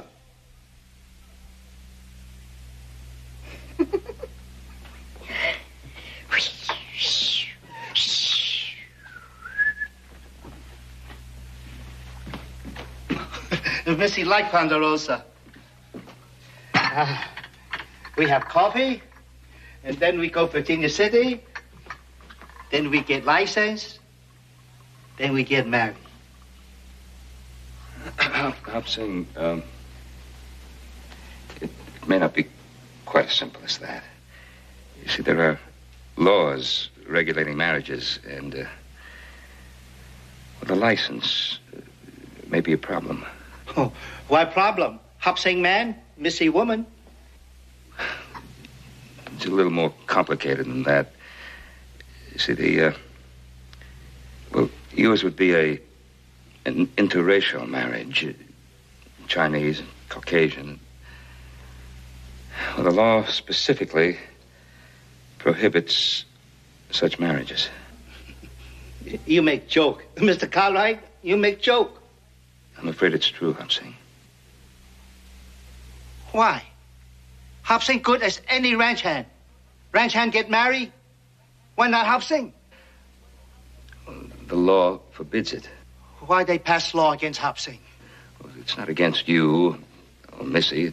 It's against all interracial marriages. Mr. Cartwright, you ever make mistake? Yes, I've made my share. Then maybe you made mistake about law. You lend us buckboard, we go to Virginia City, we see lawyer. We find out. Well, I think you ought to do that, but I don't think you should take Missy with you.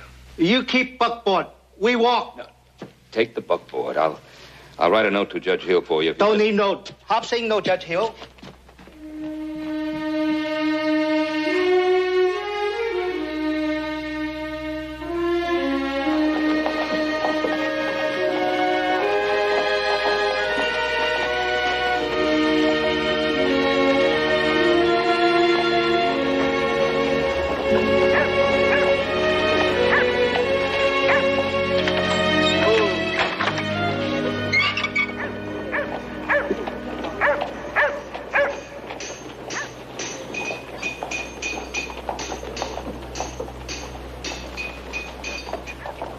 No.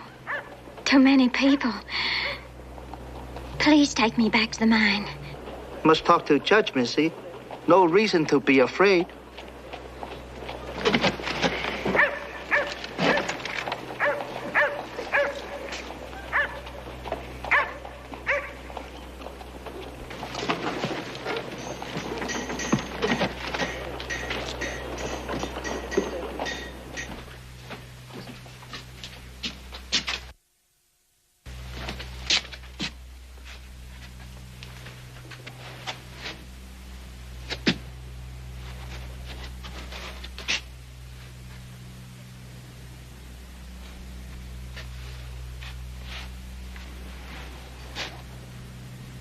Can I have a seat, please?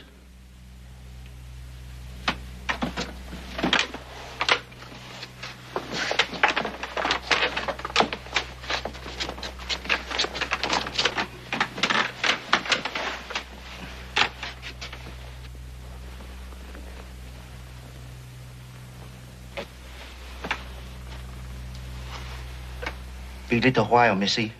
Pretty soon, everything fine.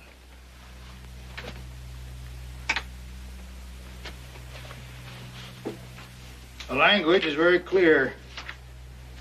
Interracial marriage between Caucasians and Chinese is prohibited by law.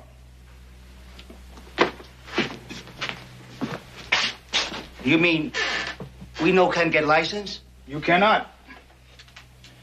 Hop Sing, I've known you for a long time. As Ben Cartwright's guest, I've eaten many of your fine meals. Believe me, I don't want you to get into trouble. You've got to give this up. Hop Sing no give up. We get married without license. Chinese marriage. That's not a wise idea. If you get married in the United States, you'll both go to prison. Missy too? Missy too. I'm sorry, Hop Sing.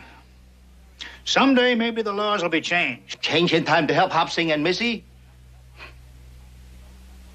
Hop Sing no care about law. Hop Sing find a way. Come, Missy.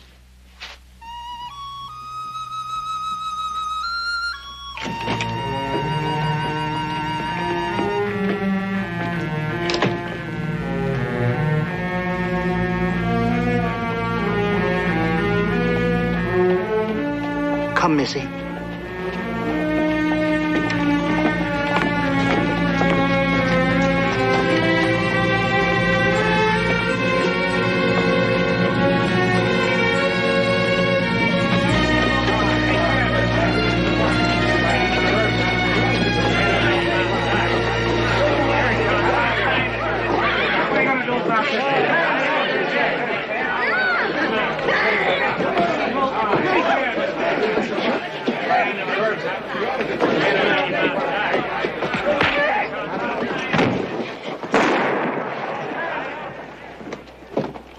What do you got to say for yourself, Sam? That coolie was chasing a white girl. Hop Sing, you. Ben, you want to press charges? Sam, you and you, I don't want to see any more. Now get it gone. That clear enough for the rest of you? Well, move. Missy!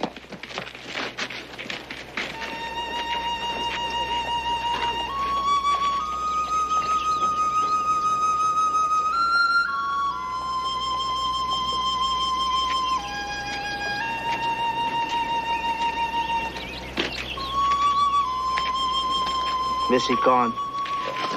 Come on, we'll try and find her. No. Hop Sing find Missy one time. Hop Sing find Missy again.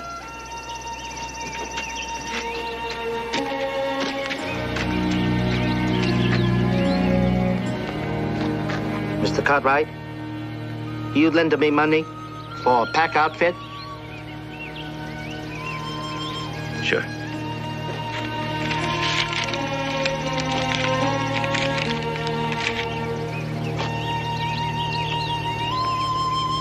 I'm sorry.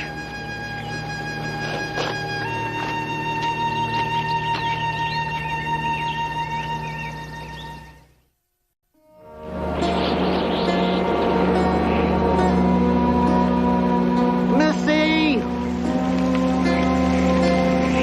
Missy!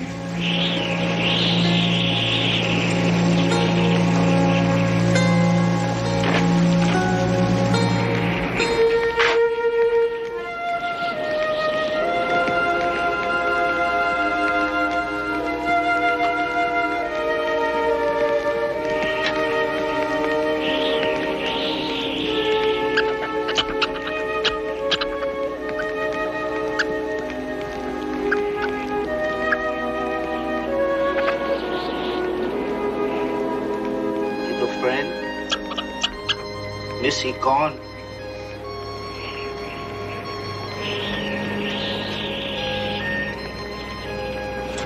No come back.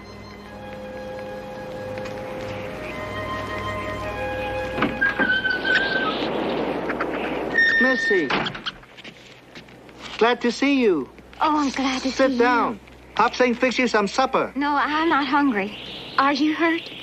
No, Hop Sing fine.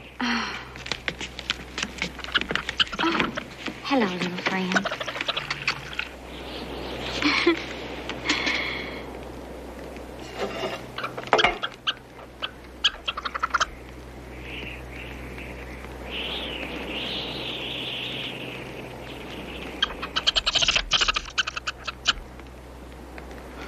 Virginia City. Very bad idea. So many people. Always people. Some not too very good. I still want to be your wife. You hear what Judge say.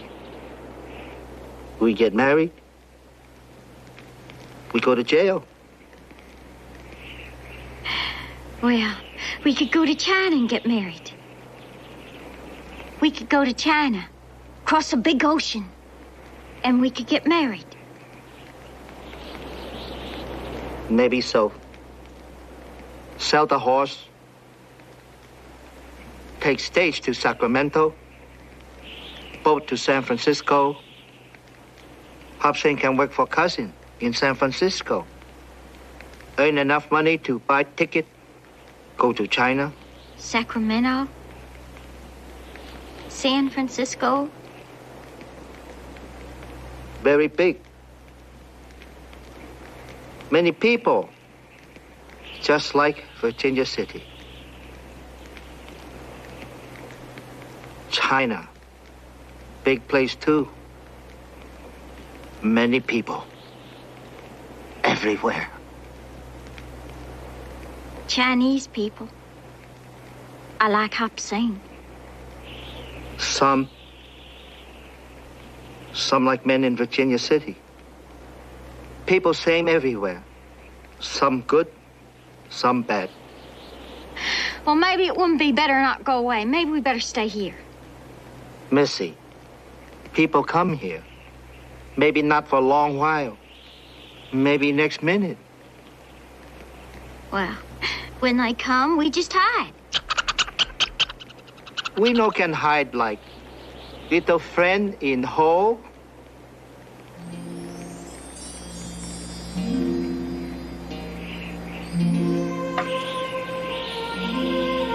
Missy take long walk, find this place. Maybe now, time for Missy to take long walk home to Mama, Papa. Yeah, you come with me.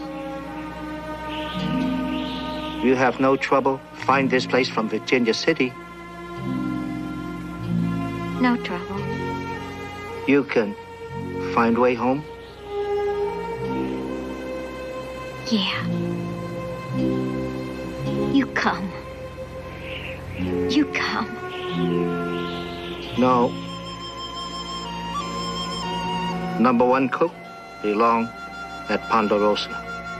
No other place.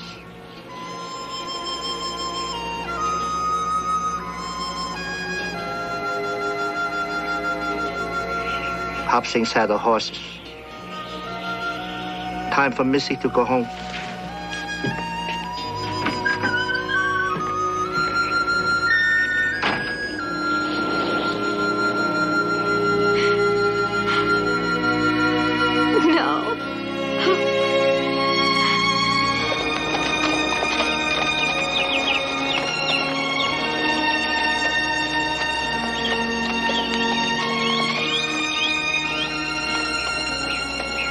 Goodbye, Missy.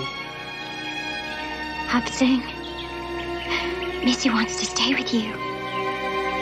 No. Hop Sing don't want Missy here. Go home. Go home. Go home. Go on.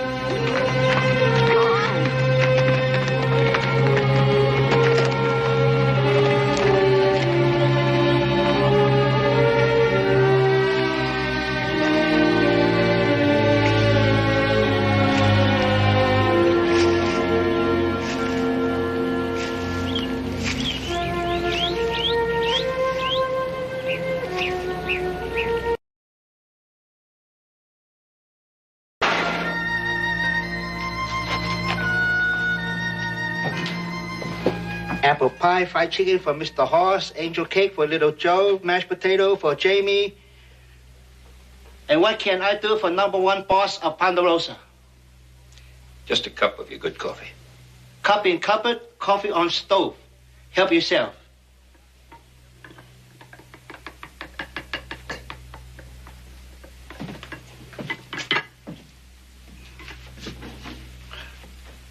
I know it won't do much good, but I just want you to know how sorry we all are. Why sorry? Missy gone home? Hop Sing back at Ponderosa? No law broken? Oh, Mr. Hoss, hot biscuit.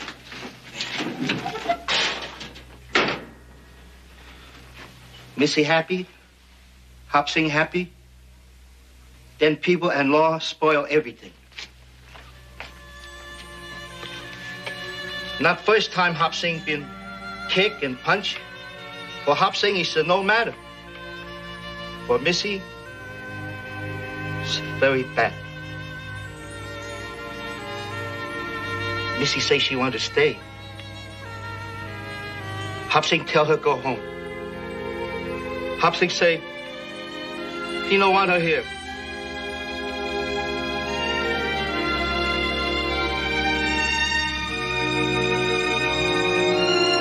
Hop Sing, very big liar.